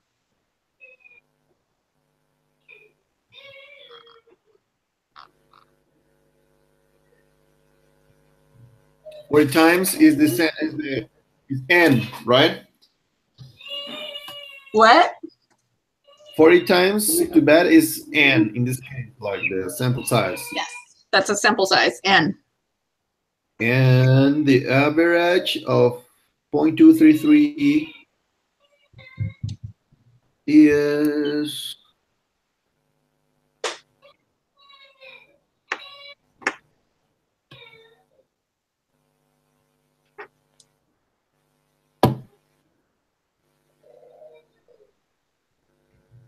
batting average room.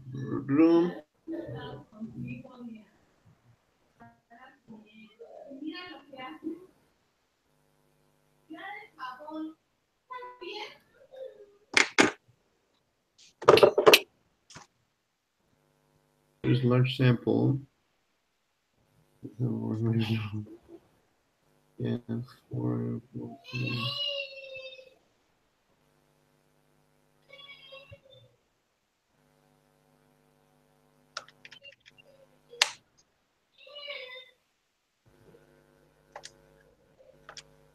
All right.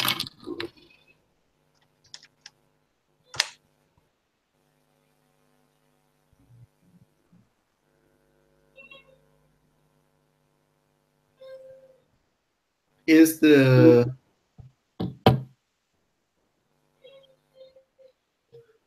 .250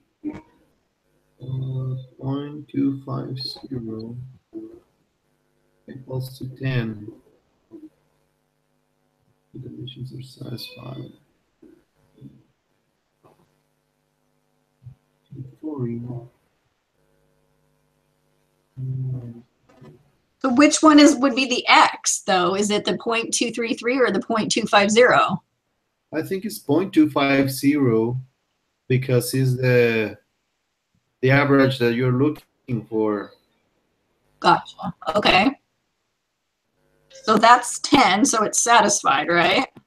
Yeah. So 40 times 0.250 is greater, it's equal to 10. It is 10. But I don't understand the last. Oh, no. It's like another example. Okay. You have to see if it satisfies the 1 minus 2. Right. So the n is 40 times 1 minus 0.250. Would be 7.75. Oh, wait.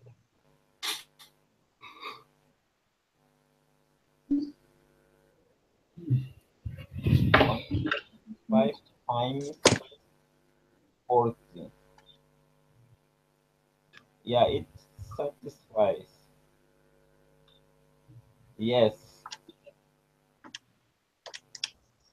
The answer is yes. I got negative 36. Is that what you got? You found negative 46? Well, let me see. 0.25 divided by 40 equals 0.0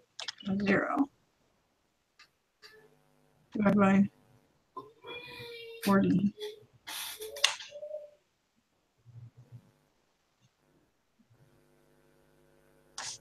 Okay. 1 minus 0.0625 equals times 4 equals. I got 3.975. Am I doing that wrong? And which one? Oh, wait. Wait a minute. Outro. Training. RN. Hello? Hey.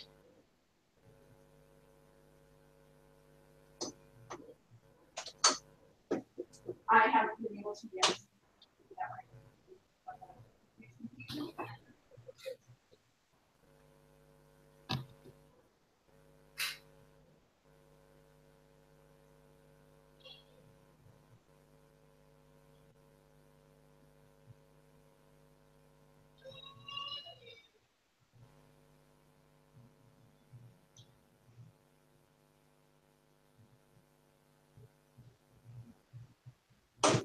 Yep.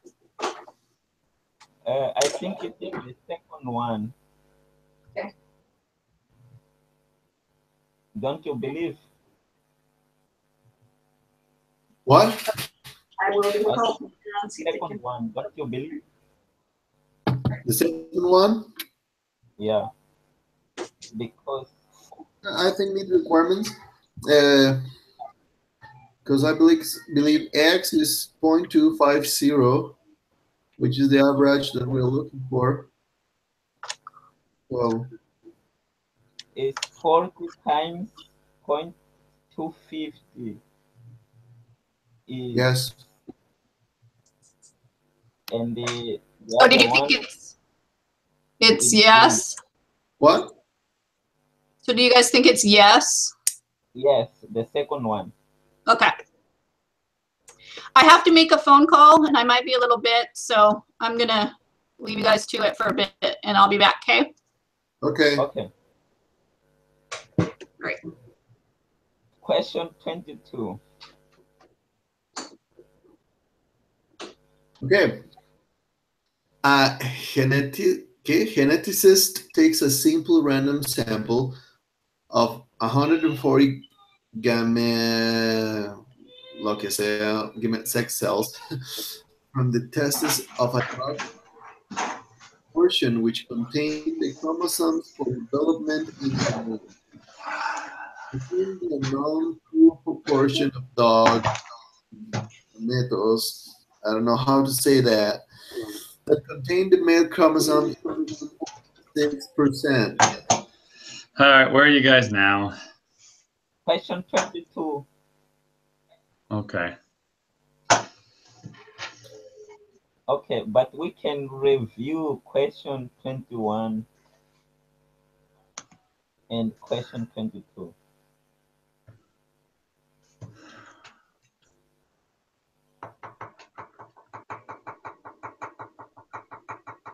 Want to do that? It's because this quiz is about the whole course. I know this is gonna be crazy. There are things that So p hat for number 21.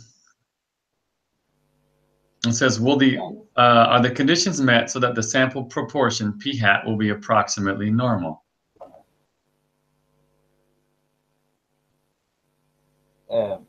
We said yes. B, right? Number 2, right? Yeah. Yes.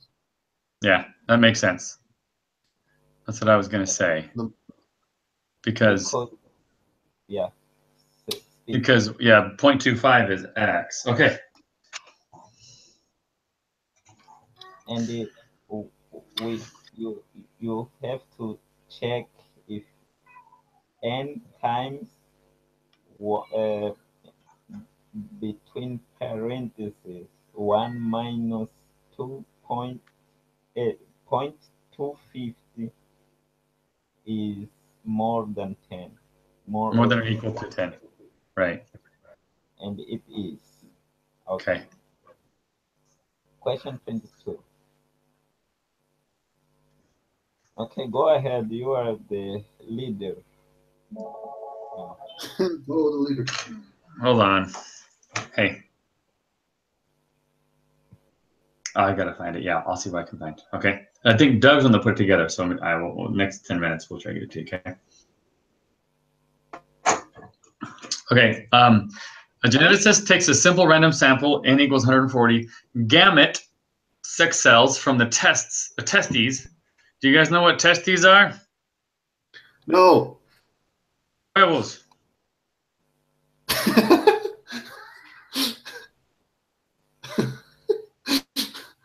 Good explanation. It's the reproductive organs of the male.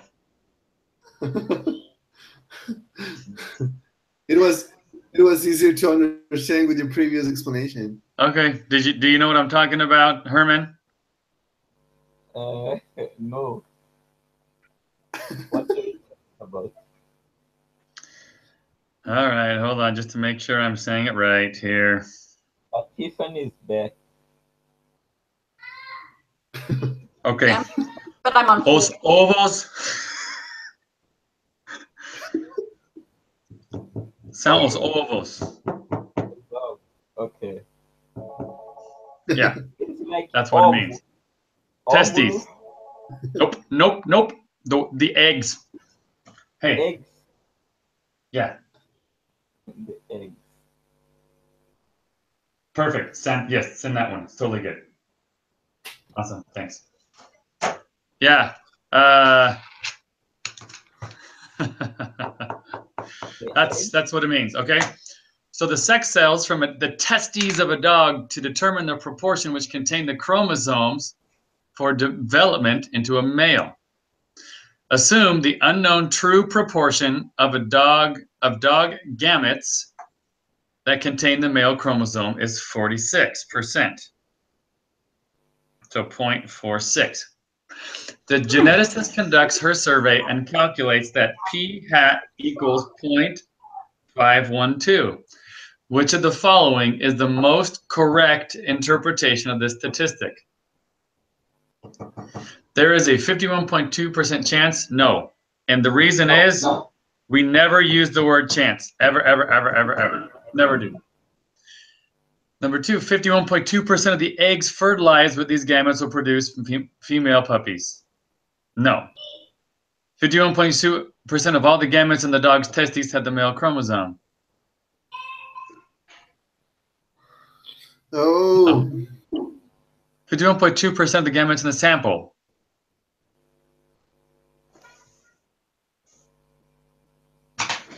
Whatever with these gametes will produce. Okay, you said no for the first three of them. I said no. Yeah, I did. And now I don't know. Huh? You said no, no, no. I think what I mean is I don't know. I don't know. I don't know. I think it's the last one. P hat is for proportions, right? It is. So, a ver, simple random sample. Okay, so it says they take that sample to determine the proportion which contain the chromosomes for development into male. So, assume I think they contain the proportion of all the gametes in the dog's test have the male of the gametes in the sample have the male chromosome. I think it's the last one. Yes. Of the gametes in the sample have the male chromosome. In the sample of those 140 dogs. Yeah, it's not number 3. And it's not number 2 because it has nothing to do with female. Yes. And when you use the word chance, it's well, and this is what the professor told Tiffany is that we never say yes when they use the word chance. Am I right? Yep. Yeah. Right. So it has to be the last one then. Yes. You agree, Tiffany? I don't know. I stepped out before I read the question. So what are we looking for? Which of the following is most correct interpretation of this statistic? Okay, you go do that. I gotta run and get something real quick. Okay. It's like we don't have another choice here. We have to choose the last one.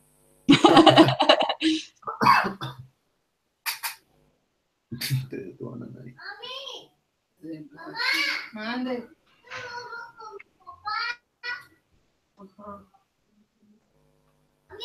¿Qué? Estás castigado. I don't know. We believe is the last one. Well, the first is not because it's not a chance. Right. The second one talks about females, and there's nothing to do with females. Right. And the third one of all gametes in the dogs. All the gametes of the dog testes have male chromosome. Well, no. Okay, yeah, so it has to be the last one. Yes. Because the last one is talking about the sample. Unless you want to get hurt. No, I think you're correct. I'm going with that one. Okay. Let's go. Researchers published a study in which they considered the elderly of various mental health conditions such as dementia, bipolar disorder, obsessive compulsive disorder, delirium, and Alzheimer's disease. In the US, 45% of adults over the age of 65 suffer from one or more of these conditions considered in the study. Calculate the probability that fewer than 320 out of N equals 750 adults over the age of 65 in the study suffer from one or more of the conditions under consideration. Give your answer accurate to 3 decimal places in decimal form. Calculate the probability that fewer than 320 out of 750 adults have one or more of these conditions under consideration. Mm-hmm. One or more of the conditions. I'll give you an answer. Okay. Mm. And it says in the US, 45% of adults over age 65 suffer from one or more of the conditions. So that's your population. Yeah. Calculate probably that are fewer than all of the. So 45%, and N equals 750. So if we do 750, right, divided by 320, nope, backwards. 320 divided by 750. 320 is 0.427. So that gives us X. So we do 0.427 minus 0.450 and divide that by what? To get Z. I'm lost. Okay. When it comes to doing the Isn't it P over 1 minus P over N? So tell me that again. Oh, so the Z-score for a proportion for one sample, it's P minus P over P times 1 minus P over over N, all square rooted. Okay, so does that gives us the Z-score? Yeah. So then in here, it's P minus P? Yeah, P hat minus P. Which one is P hat then? 320? I mean, so 0.427 or 0.45? 0.427 would be P hat because 0.45 is going to be the population, which is going to be P. Totally. Okay, so what we're saying here is 45% of adults suffer from this. Right. What's the probability that less than 320? Well, 320 is 7% or 42.7%. So it's less than 45, right, of 750. So that's the problem that you have to figure out is, well, what is 320 for 750? So if we know that the statistic already is 45%, then what would be 320 is 42.7%. So now what we do is we say 0.427 minus 0.450, and then you divide that by P, which is 0.450 times 1 minus P, which is 0.450, all divided by 750. Okay, put that if you have that what's it called? That formula, you could put that up.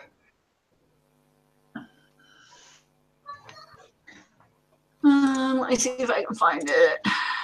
Where did you have that? I had it on my sample or my statistical test, this thing. Oh shoot! You have so many good notes on that. I need to cheat off of that. Not real cheat, Professor. Fake cheat. Oh, this. I don't even know why I'm recording this because I don't think we Well, get you posted. are. So I got to make I sure am that recording. I'm good with Jesus on this. Okay. You do that. Okay. So Okay, 1 so we're minus 0.450 equals times 0.450. Okay. Divided by 750. Oh crud! I don't have that. okay. I'm gonna share. I found it.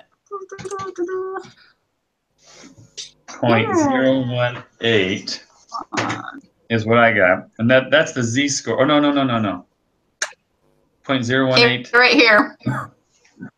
P hat minus P over the square root of times 1 minus P over N. So. No, hold on. In this, it's saying P hat is negative. Yeah. Or what? No. How does it become positive all of a sudden just by magic? Where? Well, if we look here, the top of the equation is 0.023. Negative 0.023. Right. Because that's 0.427 minus 0.45. That's a negative. So if you divide the bottom portion of it, the denominator is 0.018. That's what I got. Well, then I have to divide. On. Let me do this. Minus 0.45 equals 0.55 times 0.45 equals 750 equals square rooted. I got 0.0181659 over. I guess it's just going to be negative. So I do negative. Negative 0.0277. And it's less than. So I get 0.100. That's the answer I got. Herman, I'm not hearing much from you. Are you lost? Are you angry? He's sleepy. Hey. Can you? Yeah, we can hear you. It's 1:30 in the morning in. Oh my But gosh. can you see And if will that be? I'm sleeping or not?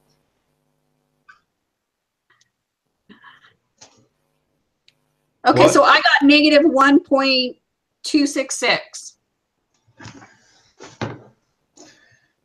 I get negative 1.27. Yep. And that's the top. That's, oh yeah. And then, okay, yes. And then I put negative 1.27. Is it negative 1.277 or 1.278? I got negative 1.266. 8. Okay, hold on. Okay, so what was your numerator? The top number, you're right. 0.023, negative 0.023. 0.023. And that was divided by? 0.0181659. 0.0181659. Okay. Okay, I got 1.266. Okay, so one point, yeah. So we do 1.266 then. Okay. See, I was doing what I wasn't supposed to, and I was what's it called? Rounding. Yeah, Calculate the probability. Well, that's our z-score. So don't we put the z-score in to find the probability? Yes, and it's saying what is less than, so you click on the left side. So if you enter in negative 1.266, the probability is 0.102. Negative. Oh, wait a minute. 266. So you got 0.102 or 103? 0.10. Hold on. 0.103. Dang it. 0.103. Yes. Which means there's a 10% chance. Okay, we're on number 20. Okay, so it says the probability is 0.103. Okay. I'm comfortable with that answer. Okay, moving on. Did you get that? Everybody? Everybody? Everybody. Yeah. Okay. All right. Suppose you're testing HO, and that's P equals 0.62 against alternative hypothesis, which is P does not equal 0.62. You have the test statistic Z equals 1.334. The area to the right of Z is 0.091. Which of the following is the p-value for your hypothesis test? I have to calculate the p-value. All right.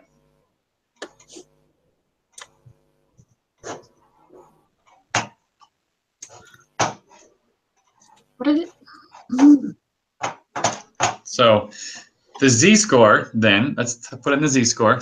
It is 1.334. And the area to the right is indeed 0.091.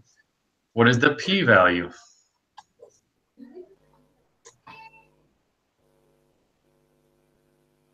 Is p both sides? 1 point. Sorry, I'm going slow. Okay. 1.34. Isn't it the doubled of?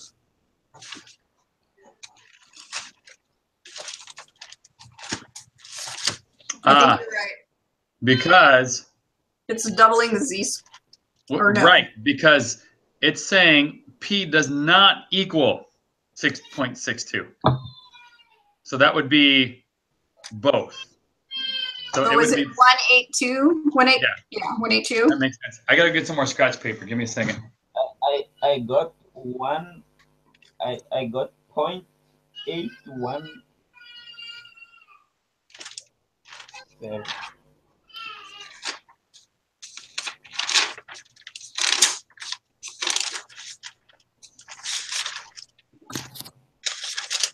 Okay. We it's both sides. No, it will be 0.182. Yes, that's what I got too.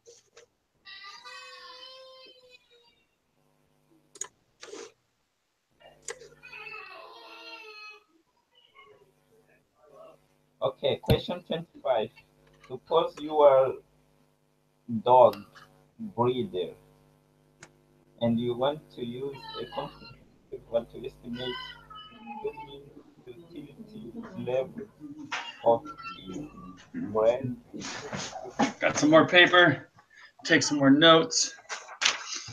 It is known Because my notes are big. We all agree on that? Yeah. Yes. Okay. So you're a dog breeder and you want to use a confidence interval to estimate the true mean fertility level of purebred Cocker Spaniels. It is known that the distribution of fertility levels of Cocker Spaniels is normal. How many measures must you have in order to be sure the sample distribution of X is normal?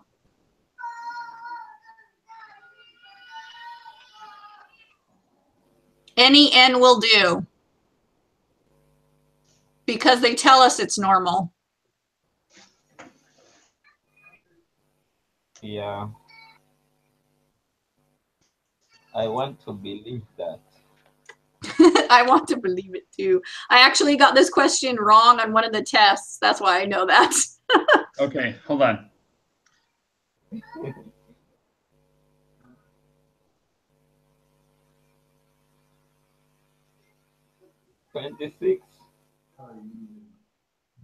We don't have much time. Let's run up. Okay. Okay, so Okay.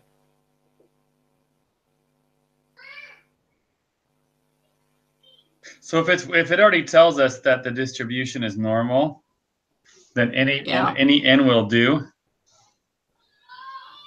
Yep. The study is planned to compare the proportion of men who dislike anchovies with the proportion of women who dislike anchovies. That's Studies hilarious. to determine if the proportion of men and women who dislike anchovies are different. A sample of 41 men was taken, and the p-hat estimate for the true proportion of men who dislike anchovies was determined to be 0.67. A sample of 56 women was also taken, and the p-hat estimate for the true proportion of women who dislike anchovies was determined to be 0.84. Yeah, they Are can the take the pay to have one. requirements If one of those is ready, did you call it? Did she get back to you? Are the requirements satisfied to perform this hypothesis test? Yeah. If they have that one, then they'll be willing to pay and have it shipped. They'll pick it up tomorrow. So if you let me know what she says, okay, so I can let them know. Okay, awesome. Thank you. Bye. Okay, so then it's saying, are the requirements satisfied to perform this hypothesis test?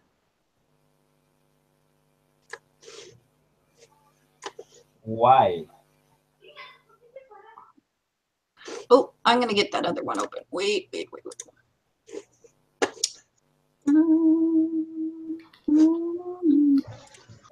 groups here. Excel.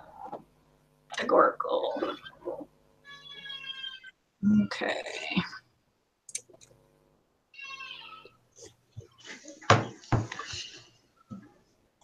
So what is our first X? We had a sample of 41 men. That's N. And it was determined to be 0.67. So it's 41 times 0.67. 41. Oops. 7.47. Yeah, 27.47. out of 41, right? Yeah. Yes. And then The other one is a sample of 56 women, and theirs is 47.04. 40. Oh, 04. 56 times 0.84 equals 47.404. Okay, and now what are we looking at? Oh, the requirements, are they met? No. Why are they not met? Because in the second sample, one of the things is 8.960. Yeah. And So not all of them are greater than 10. Yes. I don't. what about the first We're on number one? 26? Yeah. What about the first one? Because the sample size of both groups are greater than 5.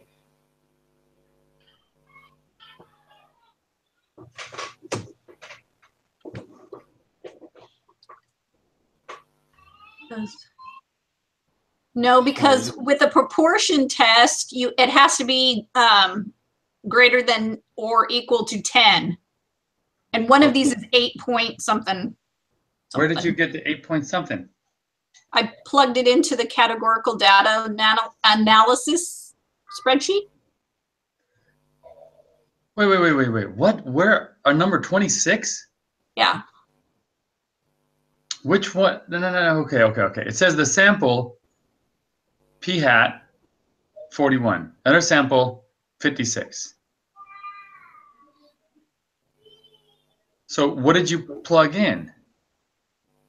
The X and the N. The 27.47 and 47.04? Yep. And what? Okay, help me understand here. What has to be above 10 then? The NP.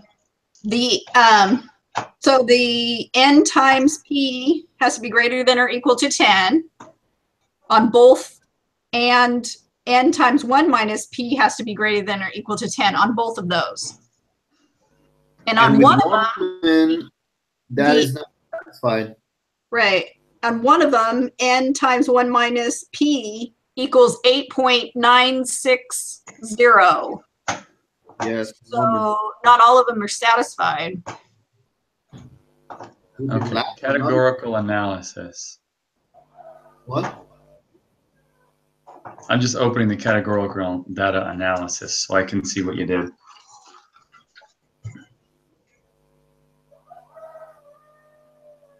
Yes, I got the same for the second one. For a woman, multiplied by 1 minus p hat is 8.96. Oh, I see. That's a 2 sampled z-test for proportions. Okay.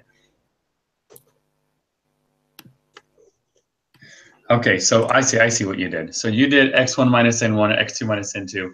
And then what showed up is, okay, let me plug that in. Okay, I see where we are. Thanks, guys.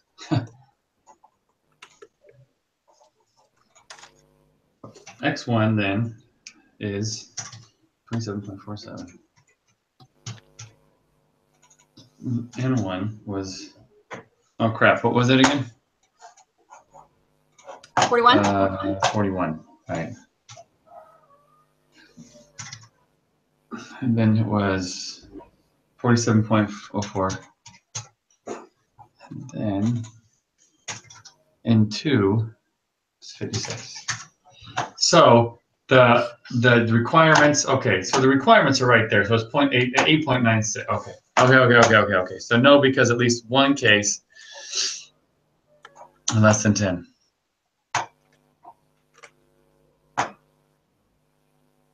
I still don't know what that means, but okay. So when you do that, n times p is greater than or equal to 10 on both of those two equations, you're going to get, on the first one, you got 470. On the second one, you got 47.04. Yep. And then when you did the n times 1 minus p, on the first one, you get 13.530. On the second one, you got 8.967. So the last one wasn't high enough to meet the requirements. You're right. Okay. So, I like it. Are we in 27? Yeah. Okay. A study was conducted to measure the effectiveness of a diet program that claims to help manage weight. Subjects were randomly selected to participate. Before beginning the program, each participant was given a score based on his or her fitness level. Of following the diet, each participant received another score. The study wanted to test whether there was a difference between before and after scores. What is the correct alternative hypothesis for this analysis? Mu1 different than mu2. One is not different than mu2. That's what Herman says. Yes, Herman is right. Well, I'm still trying to figure out what it is. These were randomly selected to participate. Before the beginning of the program, each participant was given a score based on his or her fitness level. After 6 months, the following diet, each participant received a score. Yeah, he's right.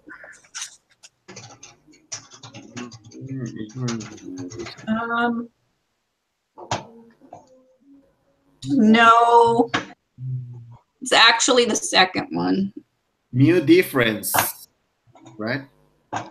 Not equal to 0. After 6 months, the following diet, each participant received another score.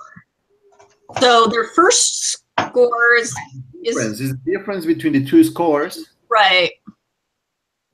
Because it's the same person with 2 scores. Yeah. Same person, and the difference in those two scores is not equal to 0.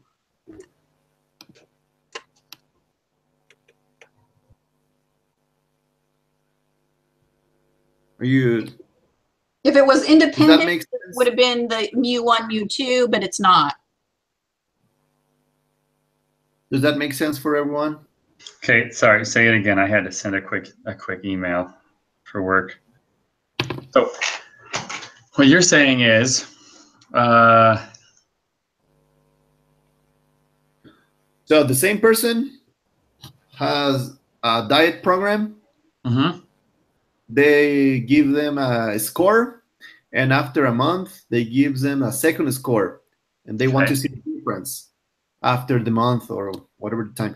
And so what is the correct alternative hypothesis? So we said that as it is the same person, and we are trying to see the difference in the same person, we selected the second one. Mu difference is not equals to 0. If it was Are these proportions though? Proportions? Yeah, because then it would be a one sample z-test if it were proportion. Well, is it categorical or quantitative is what I'm asking. Right, because okay. that would determine what the hypothesis would be.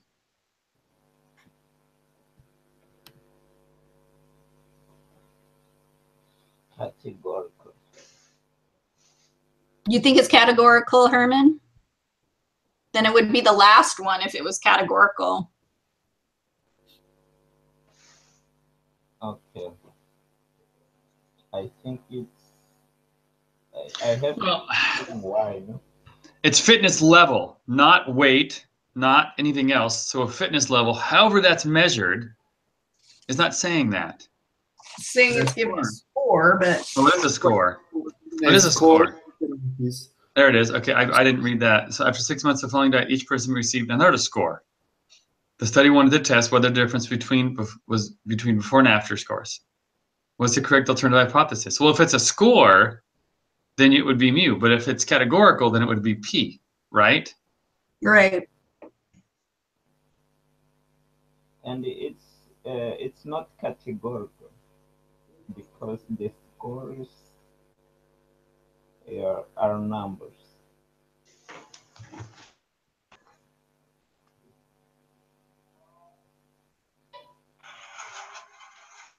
But is the score a percentage or a proportion? I don't think so. Well, don't you think that in order for that to, if it were a proportion, which if it were a proportion, it would make it a categorical, right? Right. If it were, then they would say it. It's somewhere it would say a proportion, but I don't think it does. All it says is they were given a score, and a score is quantifiable or quantitative. Yes. Okay. I just checking because I get those ones wrong very often, so I just want to make sure. Oh yeah, me too. It seriously drives me nuts. Okay, so we're going to do mu1 is not equal to mu2.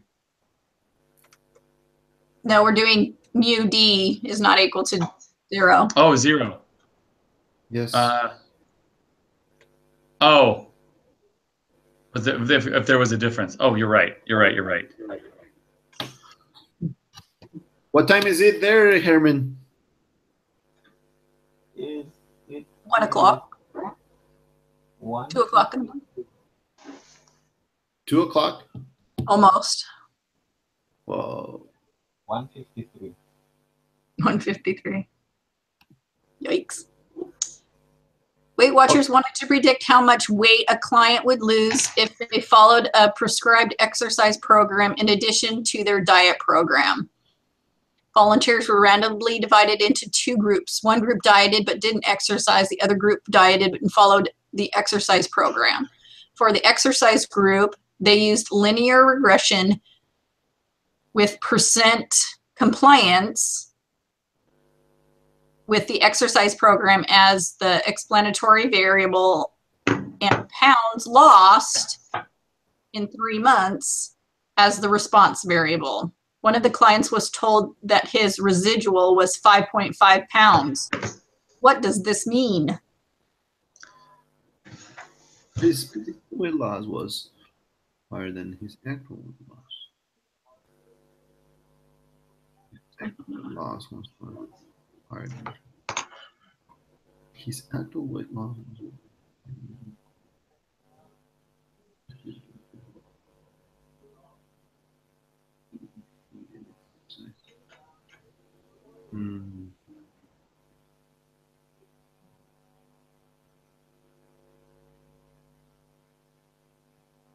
Okay, what does it mean? Okay. What does this mean? Did you attend to the meeting with the instructor, Tiffany? Yeah. He said that he explained something about the residuals, right? The what? Residuals? Residuals.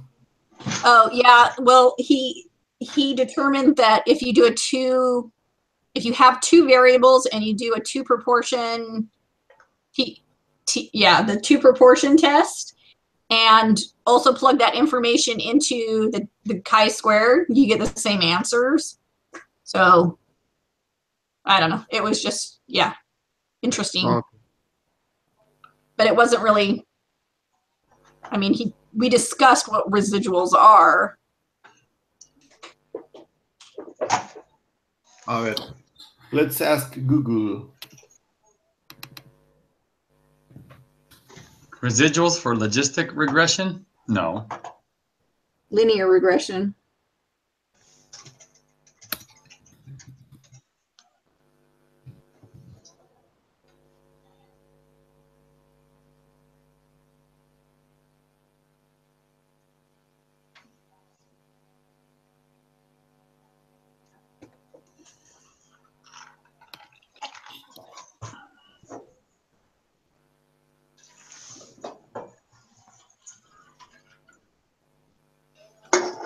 The difference between the observed value and the predicted value is called the residual. Yeah, so the difference. That means that if he was 5.5 pounds higher than his actual weight loss, his residual was 5.5 pounds. That's just the difference. Doesn't say whether it's higher or lower. It's just 5.5 pounds for his residual. I gotta get this phone call real quick. Size group. They use linear regression. Dude, I'm not trying to mess around with you right now. Okay, so this is what they said. They have the order will be ready to ship on Monday, and I said, tell me if the product is done.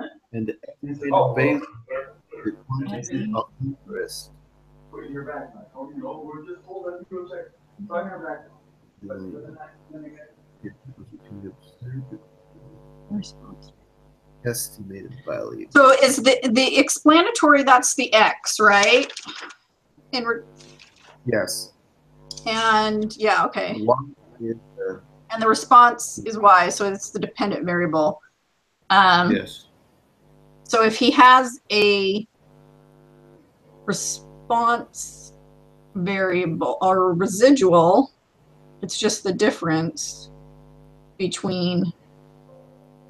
So he actually lost 5 more pounds because of exercising.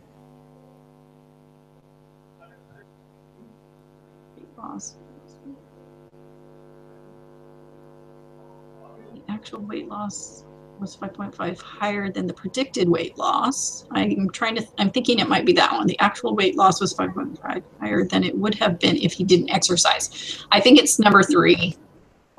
Predicted weight. They use okay. And then we're getting a bunch more. Or it's either 3 or 4. 500 on order. Predicted weight loss.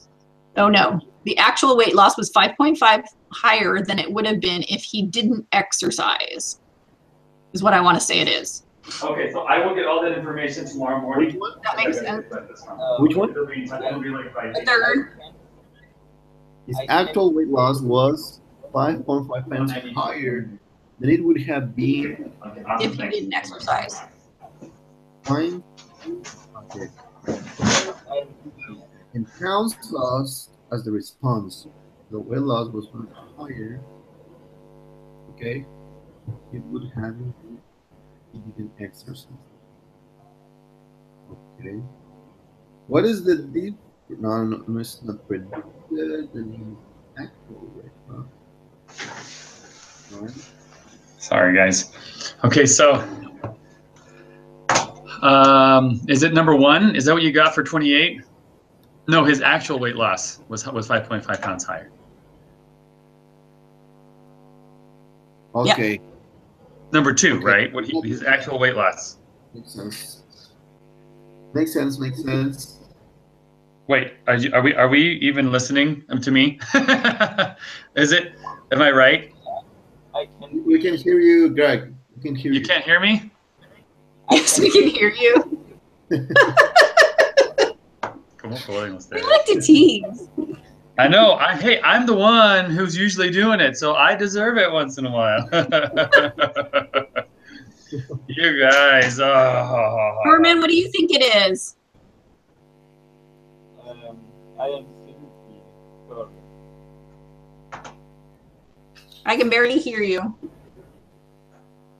And this is not a joke.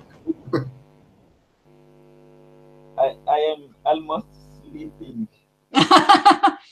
Well, we better hurry and finish then. What do you think it is? Man. Okay. Okay, so for the explanatory, it's their exercise program. And for the response variable, they put in pounds lost in 3 months.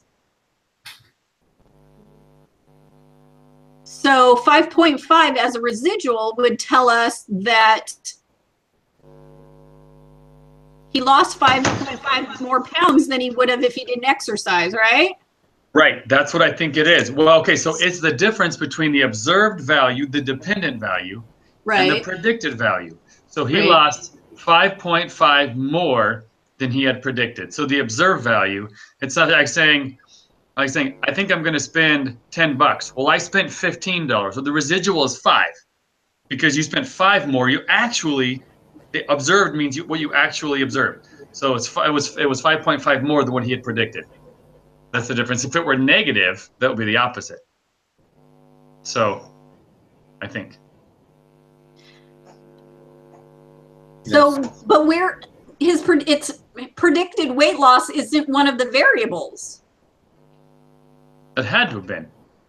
It says they use the lint for the explanatory. They The use residual. program. One of the and- clients was told his residual was 5.5 pounds. Right. Now, the thing is, I wouldn't know how to interpret it if it were positive or negative, except for all of the answers are positive, saying if they didn't say that he lost less, it's all of it's more. So it's based on it. So the wording is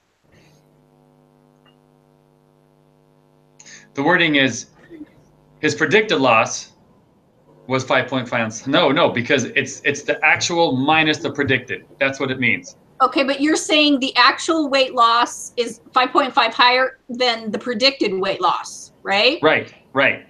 It has nothing to Okay, do with so- if you didn't exercise. Right, but predicted weight loss was not one of the variables. Then what are the two variables? Exercise didn't? program Ah. and 3 months, Sorry. pound lost in 3 months. Okay. Hashtag Tiffany is right. Hashtag Tiffany always wins. Okay. No, No, you're I right. just- So you're right. You're right, explain it to me because I don't understand. No, that makes sense because it's not predicting anything. It's just like an experiment, and they want to see the difference, and the difference was 5.5 pounds. Okay. So okay. This is okay. I'm sorry, I didn't read it properly. So, which is always my problem. So they are already on a diet program. So this is the exercise program on top of the diet program. So his predicted weight loss was 5.5 pounds higher than it would have been if he didn't exercise, because one is exercising, the actual exercise, and one is without exercising. Uh-huh. So I think it's number 4. No, wait. Then it would have been if he didn't. It's number 3. His actual weight loss is 5.5 pounds higher than it would have been if he didn't exercise, if he only dieted. Uh-huh. Yes. Yep, that's what I said. I know that's what you said. Okay, question 29. Moving on. For the study is in the previous question, the B1 of the research time was 5 pounds. Interpret this that That's a slope. Uh-huh. was 5 pounds. On average, Average weight loss. Yeah, be a slope.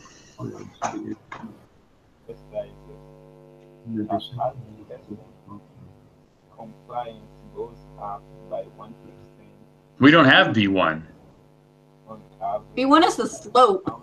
have lost but it doesn't have that as one of the answers. So it says the average weight loss involved with no. On average, the exercise participant lost 5 pounds more than no.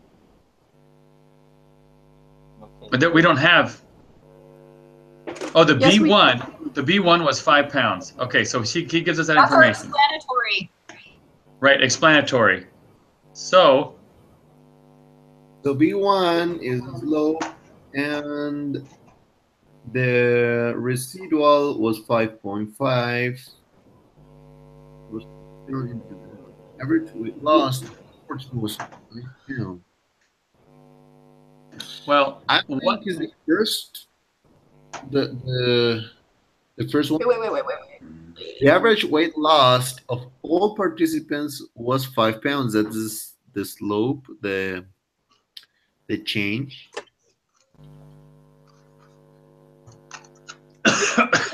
The average.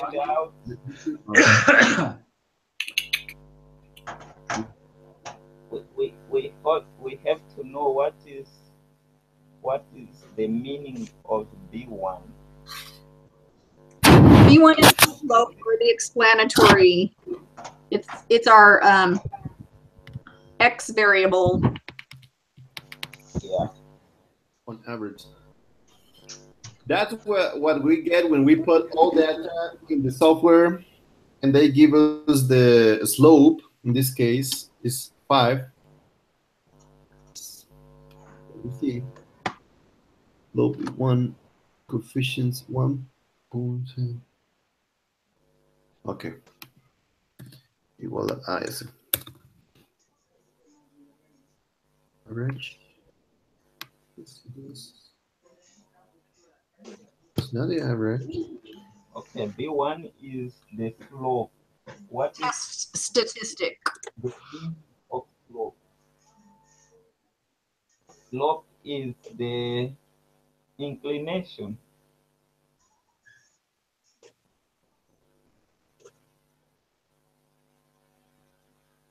Oh, it's number 3. As a percent compliance goes up by 1%, an average of 5 pounds were lost in 3 months. How did you get that answer? Because that's what slope is. We know that B1 is slope. Mm-hmm. And you calculate slope by going, okay, if it goes up 1 and over 5. Over that's 5. the slope.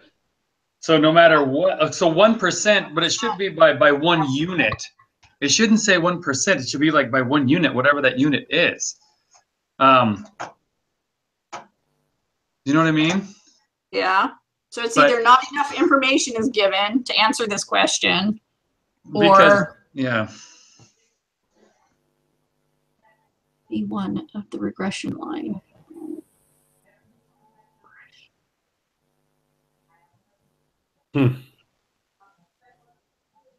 It should be unit always.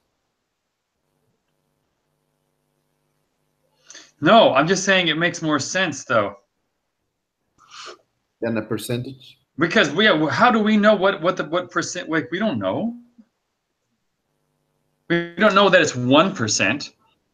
I mean, maybe it is, but I don't know how to know that, because if you look at the line, I mean, it's what it's saying is with each additional unit of something, then it moves 5 horizontal points. So maybe it's 1%, but 1% of what? 1% of more exercise, 1% more time exercise, more weight. Like we don't know what we're measuring here.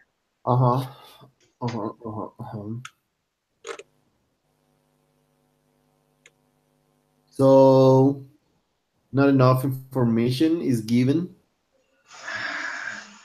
Because as you stated, we don't know 1% of exercise or 1%, so we don't have enough information to.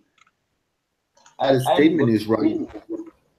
I'm going with the number 4, the last one, because we don't know if it's the all participant with 5 pounds. We don't know that. The slope doesn't say that it will be the average loss of all participants, like 5 loss, or I think the last one is the guess. That's a tricky question, though. Okay, let's keep going. Question 30. When creating a scatter plot, a residual plot, and a Kiki plot. Oh, that's one we got wrong. Oh, and I figured out how to do that. Of course you did. Which is the first assumption about linear regression are being checked. Check all that apply. Yeah, this we did wrong because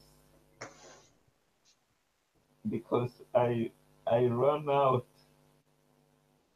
What question are we? Question 30. 30. I'm creating a scatter plot, a residual plot, and a QQ plot.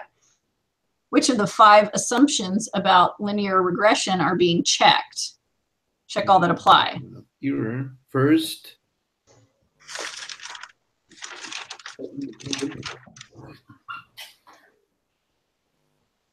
Linear regression, normal error terms, and constant variables.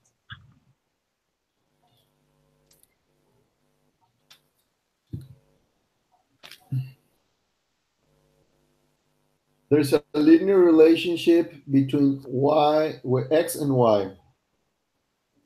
Term is normally distributed. The variance of the error terms is constant for all values of x. The observations are independent.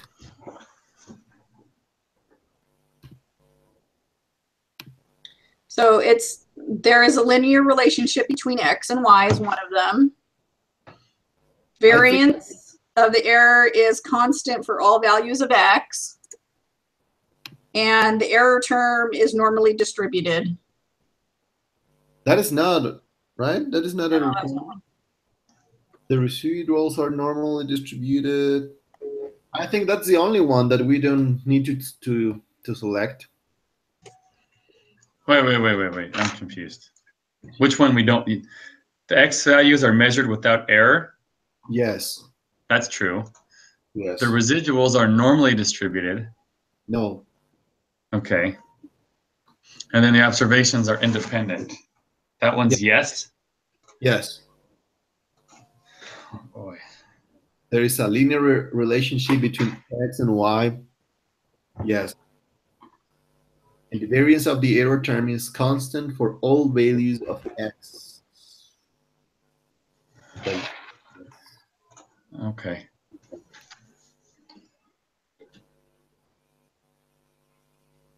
Are we selecting all of them except the number 2? But it's only talking about when creating a scatter plot, residual plot, and QQ plot.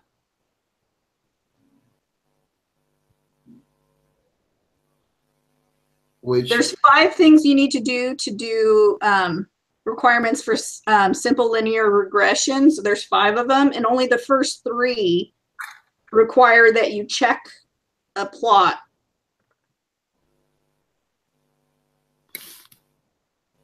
What? So there's 5 things that you need to check for a simple linear regression, but only 3 of them are you use a plot for. And it says when creating a scatter plot, residual plot, and QQ plot, which of the 5 assumptions about linear regression are being checked?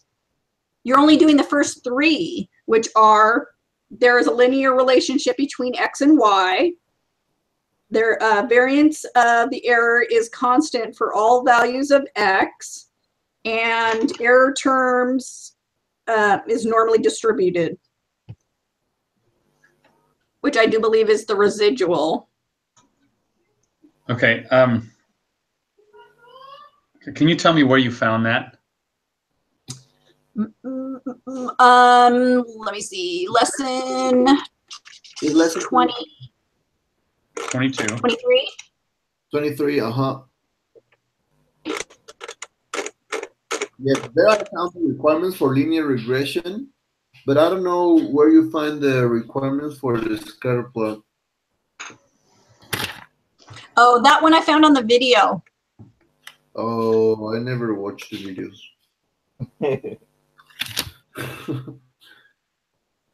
You better watch.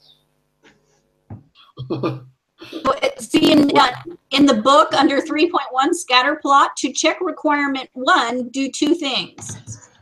So that's scatter plots check for requirement 1 for observation between the Y,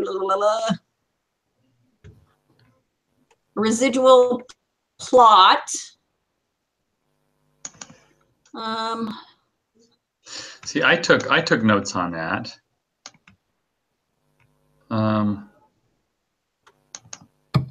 QQ plot chapter 3.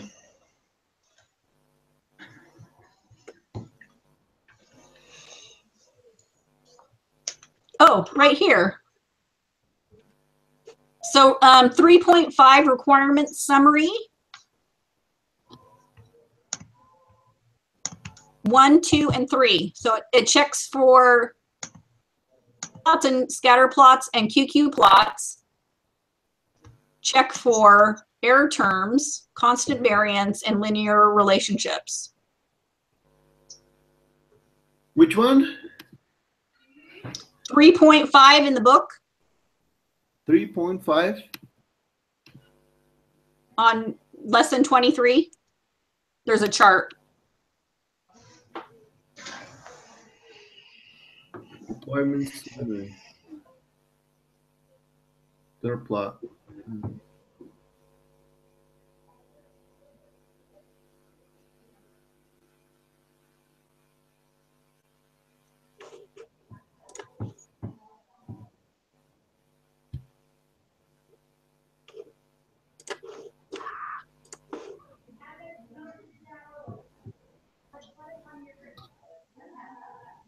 Pattern in the residuals.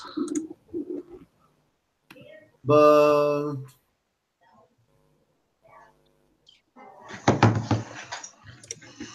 so I can't.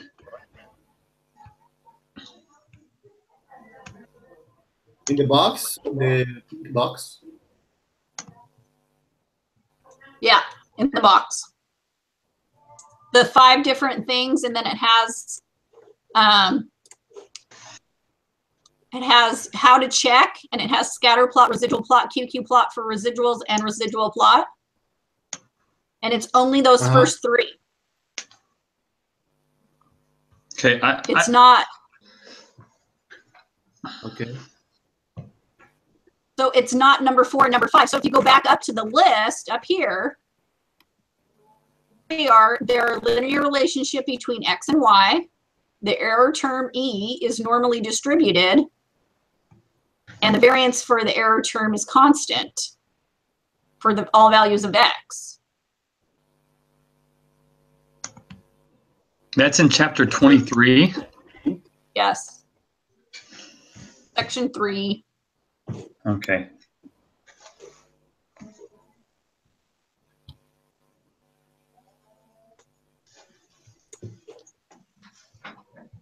Normally distributed. But it says, what I don't understand is one of the things that says the residuals are normally distributed under in the book. It says the error terms are normally distributed. Are the error terms the same as residuals?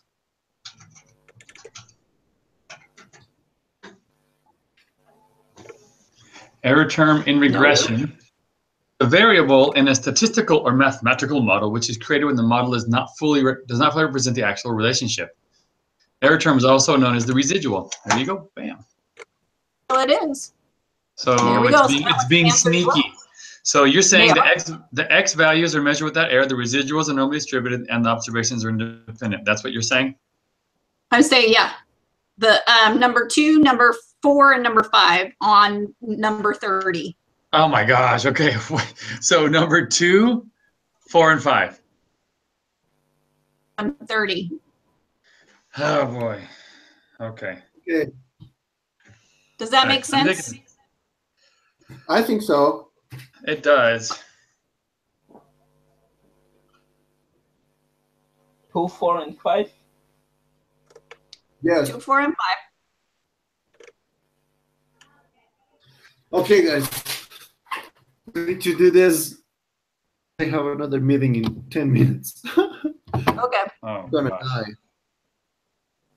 Okay. Use the following information to answer the next 12 questions. Pressures of supply and demand act directly on the prices of airline tickets. As the seats available on the plane begin to fill, airlines raise the price. If seats on a flight do not sell well, an airline may discount the tickets or even cancel the flight. Ali Henrich, a BYU Idaho student, wanted to predict the price of tickets 14 days before a flight based on the price of tickets listed 90 days before the same flight. For her study, she compared the prices of one-way flights from London's Heathrow Airport to various destinations in Europe using Travelocity.com. She recorded the lowest published fares for 90 nonstop midweek flights 90 days in advance, and then found the lowest published price for the same destination again 14 days in advance. The price in US dollars are given in the file shalala. Notice that for some destinations, flights were not available. So this is not paired data porque no hay. Some destinations are not available. So compute a sample correlation coefficient of the price of tickets 14 days before compared with the price of tickets 90 days before. Give your answer to accurate 3 decimals. So we use the quantitative inference thing. Is it quantitative? Yes, it's the paired sample t-test for means. No, it's not paired. It's the same thing. It's 90 days in advance and 14 days in advance. That's not paired? No, because it says that for some destinations, flights were not available, so you won't find a pair for some destinations. Well, yeah, but I mean, it's still given. It's still saying that those will be a 0, but we're still doing a paired sample t-test, so we can determine what the difference is between the two. Well, what do you think it is then? What do we use instead of that? The 2 sample t-test? Yeah. Nothing. They're not paired? No. If for paired, you need to have the two ¿cómo se dice? Los dos datos al mismo tiempo por la misma aerolínea. Oh, it's the same, but it's the same airline. How is that not? Oh, it's not paired. They're not the same airline. That's why. That's why, right? Okay. Okay. So 2 sample t-tests. It's not the same airline. What's that? It's just a flight. It's not the same airline. Right, exactly. No, that totally makes sense. Okay. Even it's not the same.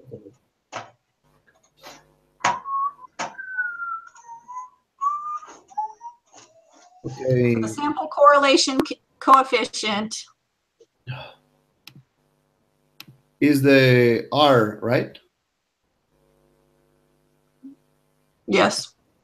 Where is my Excel? Vamos. R. No, T? Oh, we don't have R here. It's T. Not assume no hypothesis. Oh, damn it.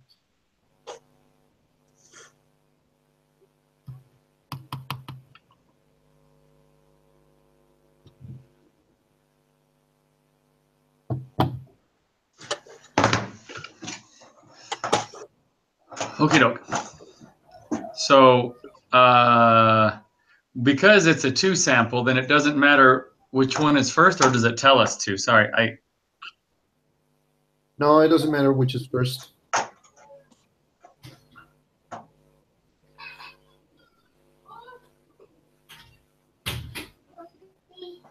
okay. You guys plugging them all in right now?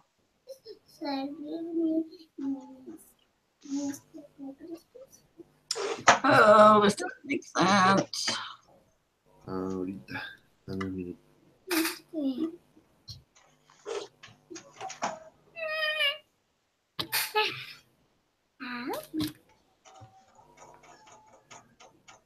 ¿Cómo es que se llama su hija? Se me olvidó. Elisa. Elisa, sin la B, solamente Elisa. Solo Elisa. Ajá. Elisa, sí es cierto. Elisa sin la B. Okay, so we're looking at here the sample correlation coefficient. Okay, give me a second, please. You got it.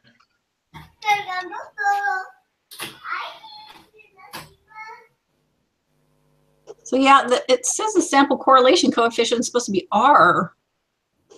But R is a proportion, isn't it? That's weird. Wait.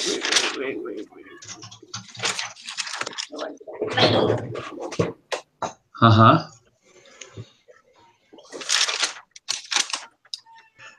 It's the relationship between 2 variables. Okay. That is defined as the covariance of the samples divided by the product of their sample standard deviations. So it's R times X times Y.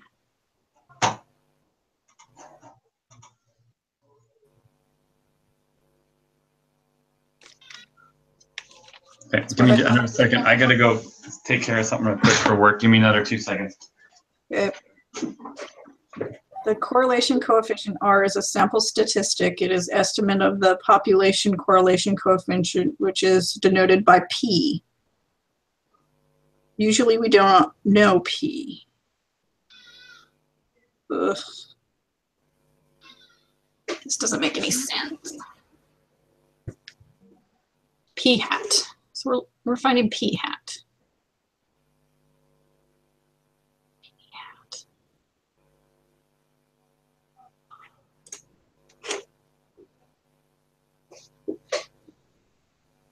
To 3 decimals, places.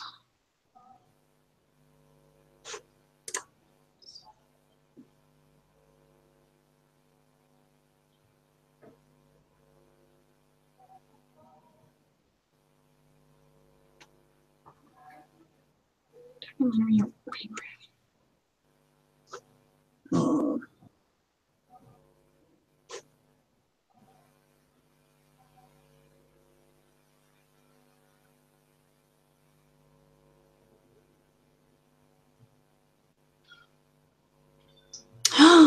Oh my gosh, okay. 99 nonstop flights. It's not midweek flights. She recorded the lowest published fares for 90 days in advance, and then obviously the same destination 14 days in advance. Price in US dollars. Okay, sorry. All right. So What question are you? Okay, so a sample correlation coefficient is R. yes. Are you in question 31 or? We're in question 31. Yes.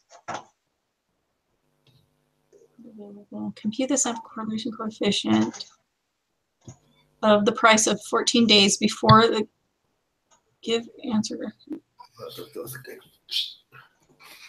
Okay. So would we plug that information into the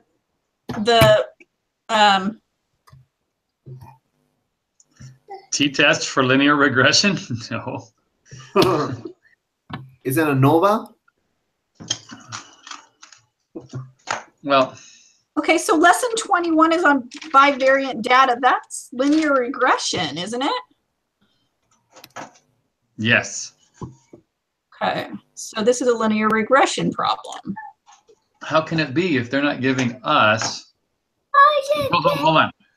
Oh, yes, because she's trying to predict. He's trying to predict. That's why.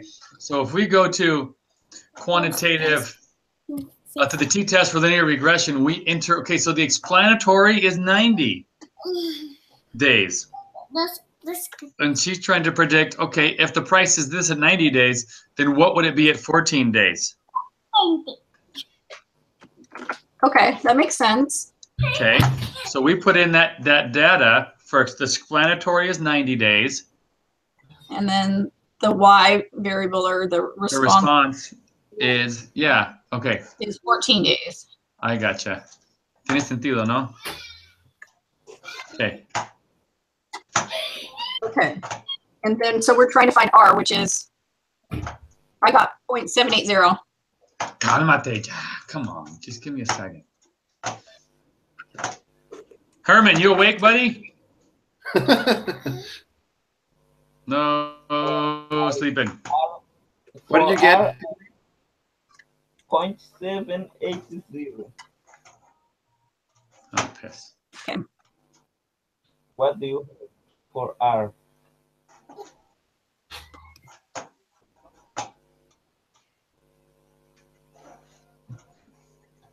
Can you I hear got me?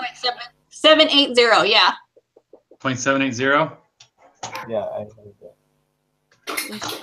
Select the answer that best describes the data. Okay. For X, what did you put for X? Actually, put the 90 day. 90 days.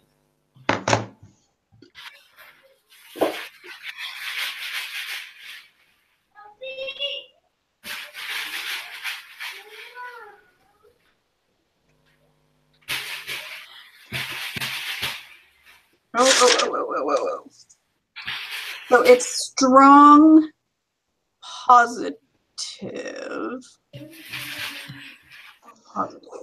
It's got some outliers, but hold on. Okay, so create a scatter plot using the two variables. It already did, right? Is this a scatter plot right here? It is. Yes. Yep. Select the answer that best describes the linear with a fairly strong positive association. Is it positive or negative? Oh. It's going up, not going down. And the well, you know, because the number is 0.780 is more than 0.75. It would be negative if it's negative. Uh-huh. So yeah. Okay. It is positive.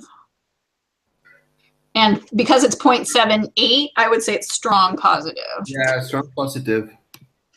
Closer to 1 is strong. Okay. Okay. So number 2, okay. Fairly strong positive. Okay. I don't Gosh, even though we just did this, I know, like totally forgot it all. I know.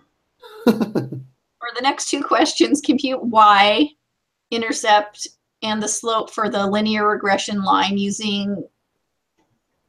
to predict the price of tickets 14 days before the flight based on the price of tickets 90 days before the same flight. So that's What is the y-intercept? 115. Is that what you get? 115.640. Yep. So, what was the dang equation? No, we.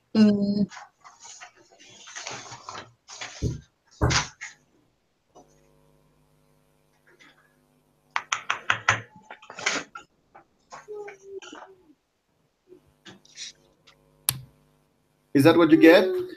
115.640. Yeah, well, that's what it is. It's 115.640. And the slope is 0.627, right? Yep. Yeah.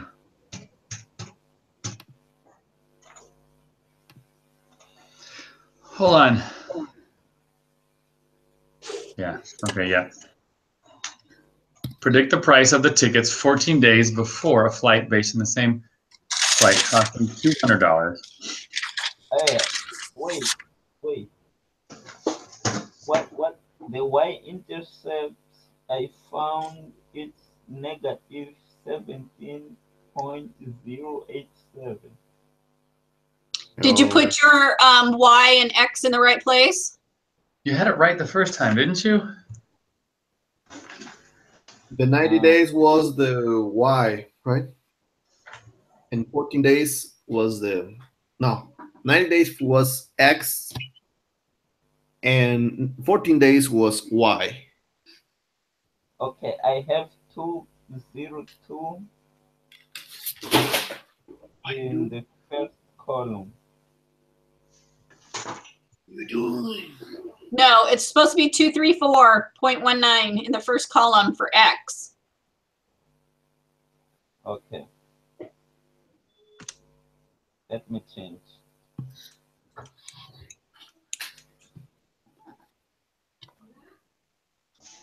Maybe Boy, I hope these are right. Okay, so I forgot what the equation was. For what? Number 35. Predict the price of tickets listed 14 days before a flight the same flight costing.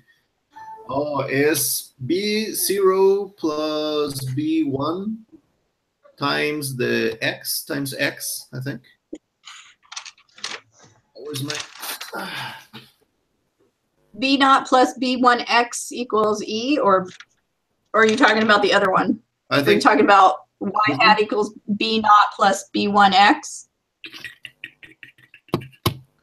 What we're trying to solve for is the price, the predicted price of 14 days before. So the equation would be 115.640 plus 0.627 times 200.90. Wait.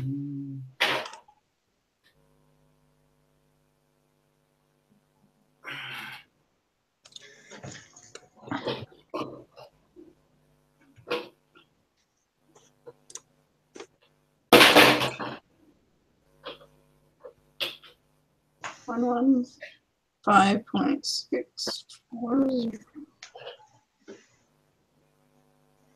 plus 0.627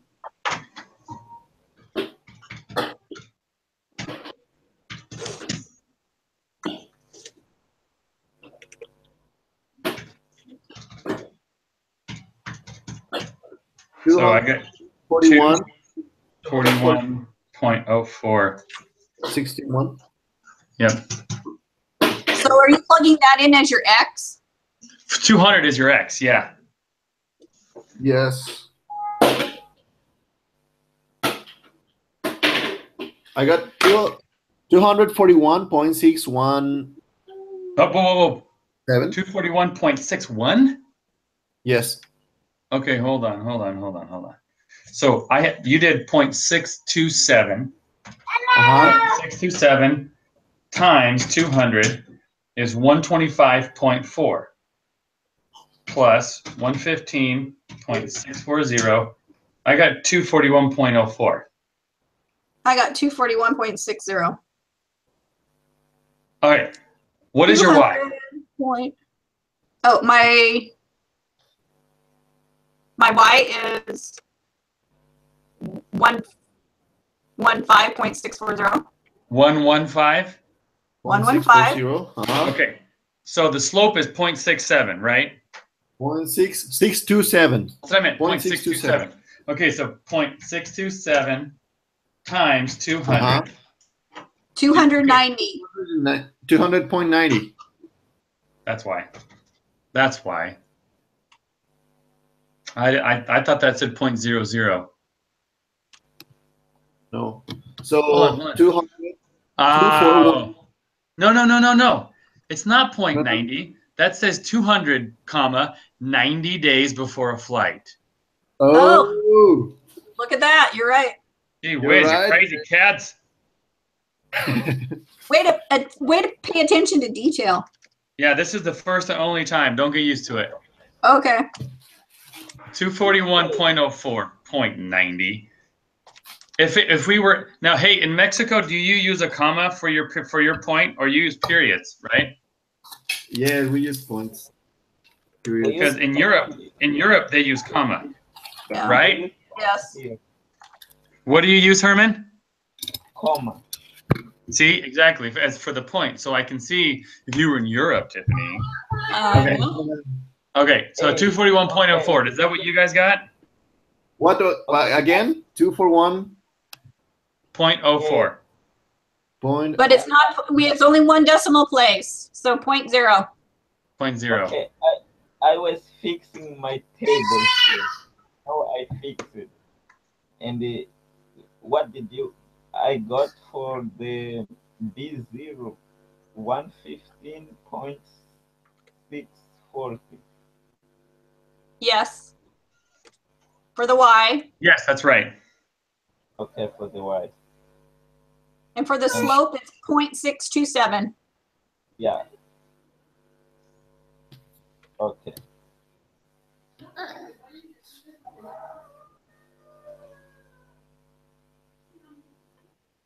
Okay. What is the lower bound of your confidence? The lower bound is 0.518. Do we have to put that 20 for the X in? For the X? Oh, yeah. No. Yeah. So when we're doing this confidence interval, how do we know that we're talking about the slope? Okay, we got 95%. It's always the slope? Yep.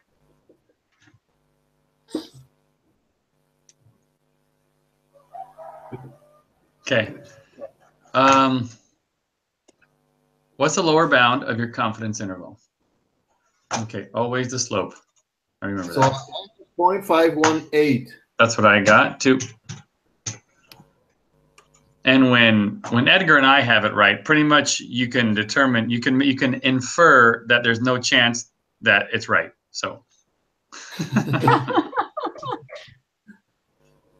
You mean 95% of the time, 95%, you're 95% wrong? There's a 95% chance. No, there's never a chance. It's you're 95% of the time, you're 95% wrong. You know what it is? It's 50% of the time we're right, 95% of the time. Determine margin of error. 735. Okay. What did you get? I gotta get this. Hold on, guys. For what, Herman? Question 35. I was fixing the table there, and now I fix it. 241.0. 241.0. Yep. Margin Yep. error 0.627. And the question 36.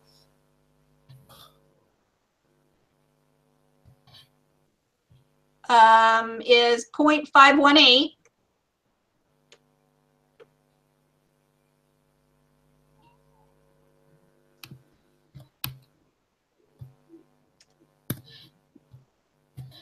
I got a margin of error of 0.1008. The confidence interval is I got 0.109. The margin of error? Yeah. 1.0. 0.735, Herman, for 37. 0.735 0.735. for 37.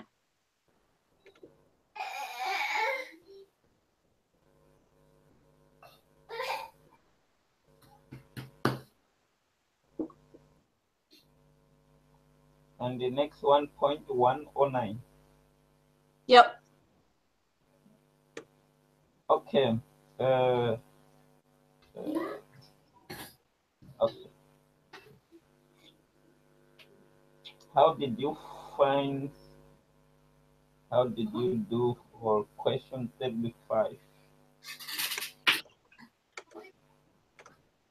35?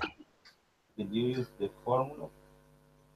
Yeah, we used the formula. We did 0.627 times 200 plus 115.64 equals 241.0 something. Okay, so the margin of error, you guys already figured that out? Yep. We're just using the same confidence interval, right? But which Yep. formula did you use?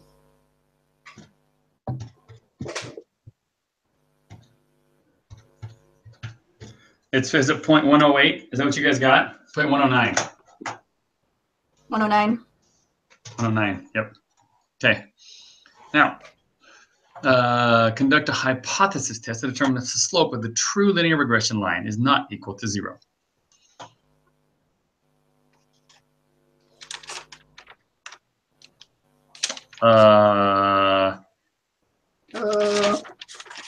Is it the fourth one?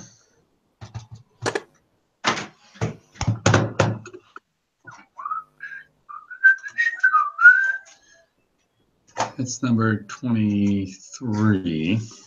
Yes. And that is theory of simple linear regression. What's the question again? Statistic.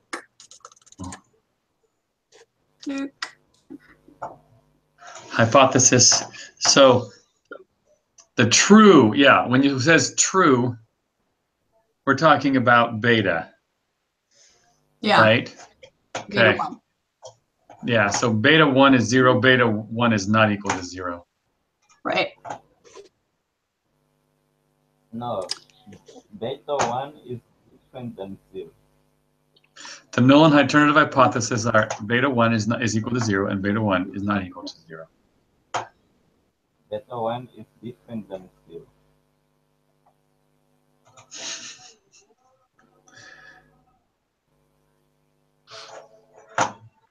Number 2.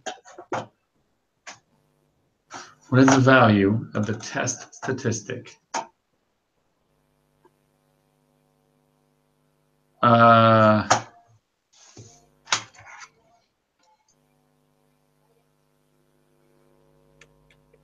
P-value. P-value is 0.000. What? Value. P-value. 0.0000. Oh, yeah. I remember the E rule. Yes, the E rule. Oh, where did you find this p-value? On the linear regression worksheet that we're working on. P-value, it says 4.246E. If there's an E in there, it means it's 0.000. It's always going to be 0.000 if it has an E in the number. Hey, Okay. guys, just to confirm, number 39 is the second or the last one? The last one. Oh, okay. Yeah. Because the beta, the capital B beta, that's for the true The true. linear regression. Yeah. Okay. Linear regression, yes. So what was the value of the test statistic? Is that T? Yes. 510. What is the p-value? 11.510. Okay, that's what I thought. P-value is 0.000. The E rule. The E rule. What is the test statistic? 11.510. What's your rule on the reject, fail to reject? What do you say it when something when is something? When the number is low, reject the null. So if it's lower than 0.05, you're going to reject the null. Okay. So if it's 0.000, we're going to reject the null. Definitely. And if you reject the null, there's sufficient evidence to suggest that the slope Yes. of the two linear regression line does not equal 0. Is sufficient. Okay. Relationship between 14 days. Okay, number 40 was 0.510, right? The test statistic. 11.150. What? For number 40? Test statistic? Mothers who live in poverty generally have babies at lower birth weight. Yes, the test statistic is 11.510. 11.150. Oh, okay. 11.510 Okay. under the T-score for slope. Yeah. Okay. Okay, we're getting down to the end. In the United States, mothers who live in poverty generally have babies lower birth weight than those who do not live in poverty. The mean birth weight for babies born in the U.S. to mothers living in poverty is approximately 2,800 grams. The CDC carries a study to test the effectiveness of new prenatal program in reducing the number of low birth weight babies born. For the study, 30 mothers, all of whom live in poverty, participate in the program, and birth weight data is recorded. Test would be most appropriate for this study. 2 sample t-tests for means.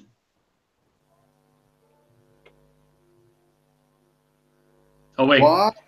Wait. No. Oh, no, see.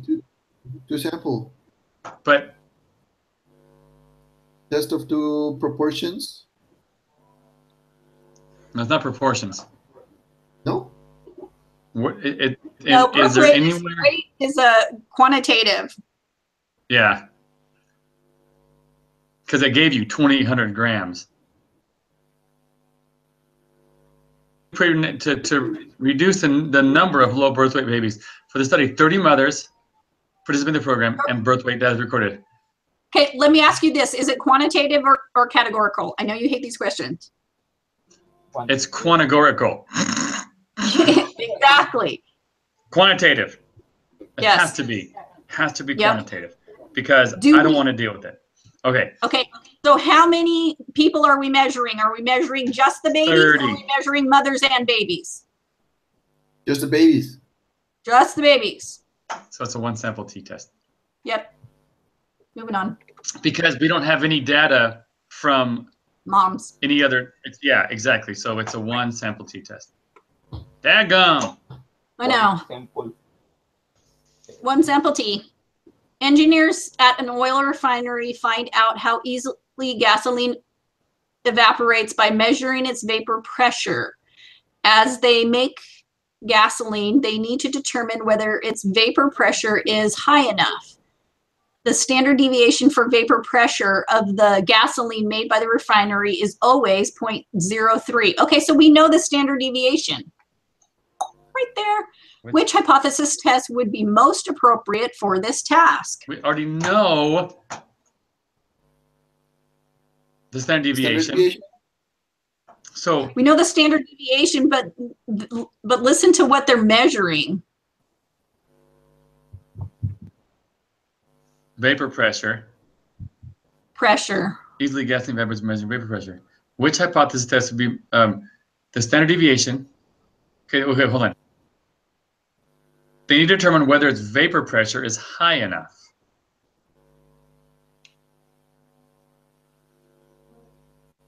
It's definitely nothing paired, and it's definitely quantitative.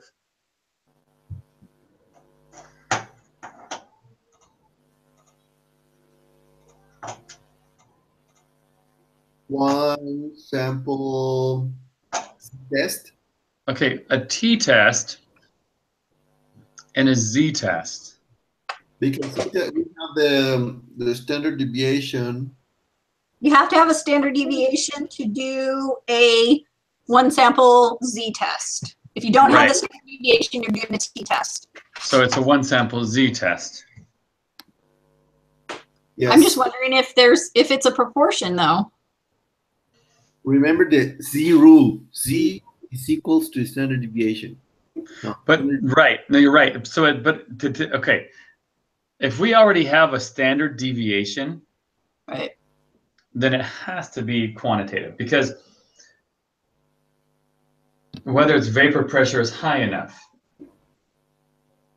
and the only way to get that high enough, it doesn't say good, better, best. It's got to be a number, pounds per square inch.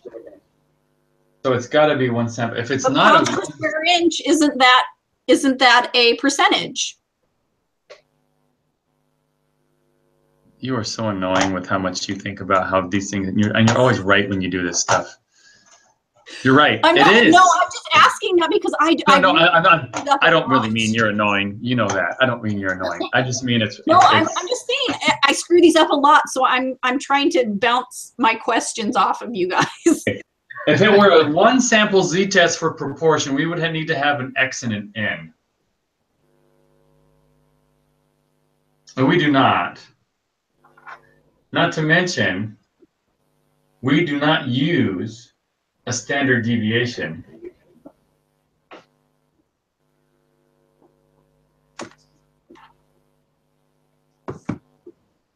Yeah, so I'm agreeing with you. I'm trying to, okay. I think out loud. That's how I try to determine these things. Yeah. So if we do quantitative, and so what they're trying to do then, let's just say, for example, that what they do then is they take 30 samples, okay, because they need to determine if the vapor pressure is high enough. So they take 30 samples. All those are going to be a measure of the pounds per square inch. And we already know the standard deviation is 0.03. So we could easily insert all those numbers into that column, and it would give us the mean, standard deviation, and our confidence level. We would have to enter that in, and then the null hypothesis would be whatever. I mean, we don't know, but we have no information. But my guess is it's a one sample z-test. That makes sense to me. One sample z-test. Okay. Okay. Shoot. Crap. What was 43? I totally clicked the wrong one. What was it? One sample t-test? Test. Sample t-test, right? Yes. Okay. Okay. The last one. So, dang it, second to last one. Dang it, I spoke too soon. An attorney wants to know whether the percentage of Walmart employees in Nevada who are over 45 years old is more than 30%. There's a test of one proportion. Which procedure would be most appropriate for this? Test of one proportion. I think you're right.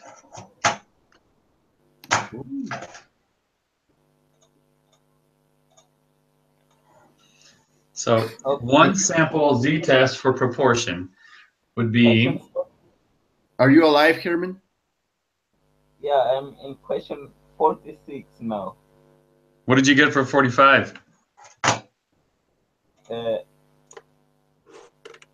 Test of one proportion. Okay, that's what. Okay, a marriage counselor conducted a study of couples, categorizing each of the couples as communicative or non-communicative or communicative. You can say it either way. Among other things, the counselor wanted to see whether the percentage of communicative couples whose marriage ended in separation or divorce was the same as the percentage of non-communicative couples whose marriage ended in separation or divorce. Which hypothesis would be most appropriate for this study? Test of two proportions. Test of two proportions. I think. Okay, it says the percentage, which is proportion. So test of two proportions. Now these are not, yes, I agree. I agree. Because they're categorizing each couple into communicative and non-communicative. Right, and they are two proportions. Okay. This is the last question. Oh crap, we're 47. Okay. A business marketing firm specializes in radio advertising. They hope to show there is a linear relationship between sales and the amount of money a client invests in radio advertising. Which procedure will be most appropriate for addressing this question? Guys, when it says a linear relationship, there's only one answer, and the answer has the word linear in it. ANOVA, right. So linear regression. Okay. We need to submit this. Let's see what happens. Okay, you guys submit. I still have 24 questions I didn't answer. Okay, wait. I haven't one answer. How that happened? We can't take you anywhere.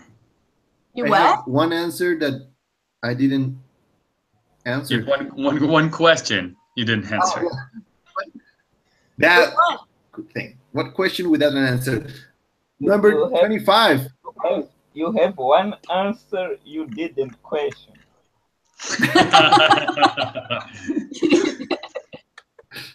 That's Number 25. 241.0. What? No. 241.0. 25 is any N will do.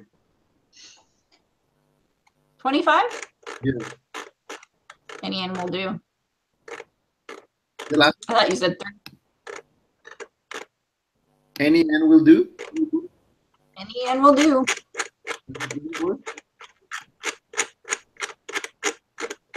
Okay.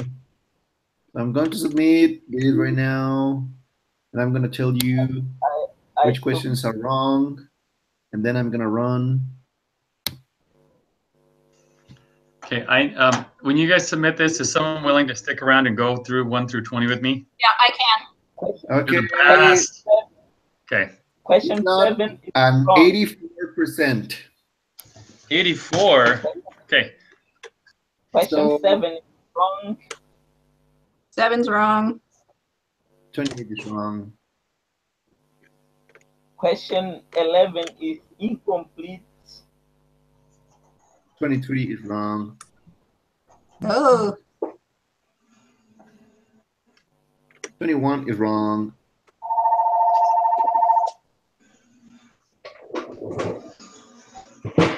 Hello? If you want, take notes of the answers that are wrong. Okay, which ones did you got? Number 21 wrong, and 23, and number 7, and number 11? Okay, I'm reading Gordon again. Number 6. Number 6 is wrong. Number 7 is wrong. Number 11. Number 6 is right. Number what? Number 6 is right. What did you get for number 6? 146.773. Yep. What did you put? 146.773. Minus. Question 7 is wrong. Question Question 11. You were right on that one, Herman. I bet you it's right skewed. What? Number 7 is probably, the answer is probably right skewed. You were right, and I talked you out of it. I'm sorry. Sorry, Herman. My fault. Number 15 is wrong. Oh, number 11 is Partially Incomplete. wrong. I didn't know you could do more than one answer to that one. Number 21 is wrong. 15. Hold on. And 15? Wrong.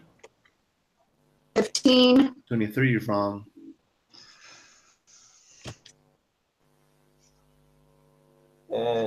21 is wrong. 28, 29. 28 and 29? Yes. What?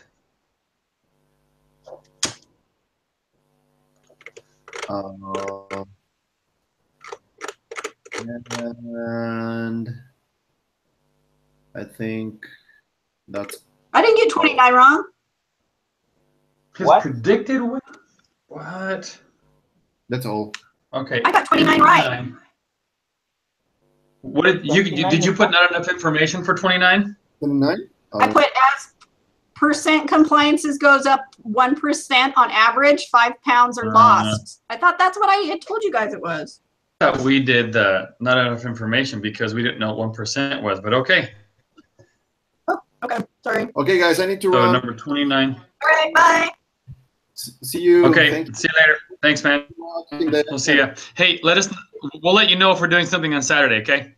Yes, and are we meeting on Tuesday or not? We can. I can. Too. I just don't know what time. So maybe around noon would be good so Herman can hop on too, okay? Okay, and about the project? Anything about the project? 2 p.m.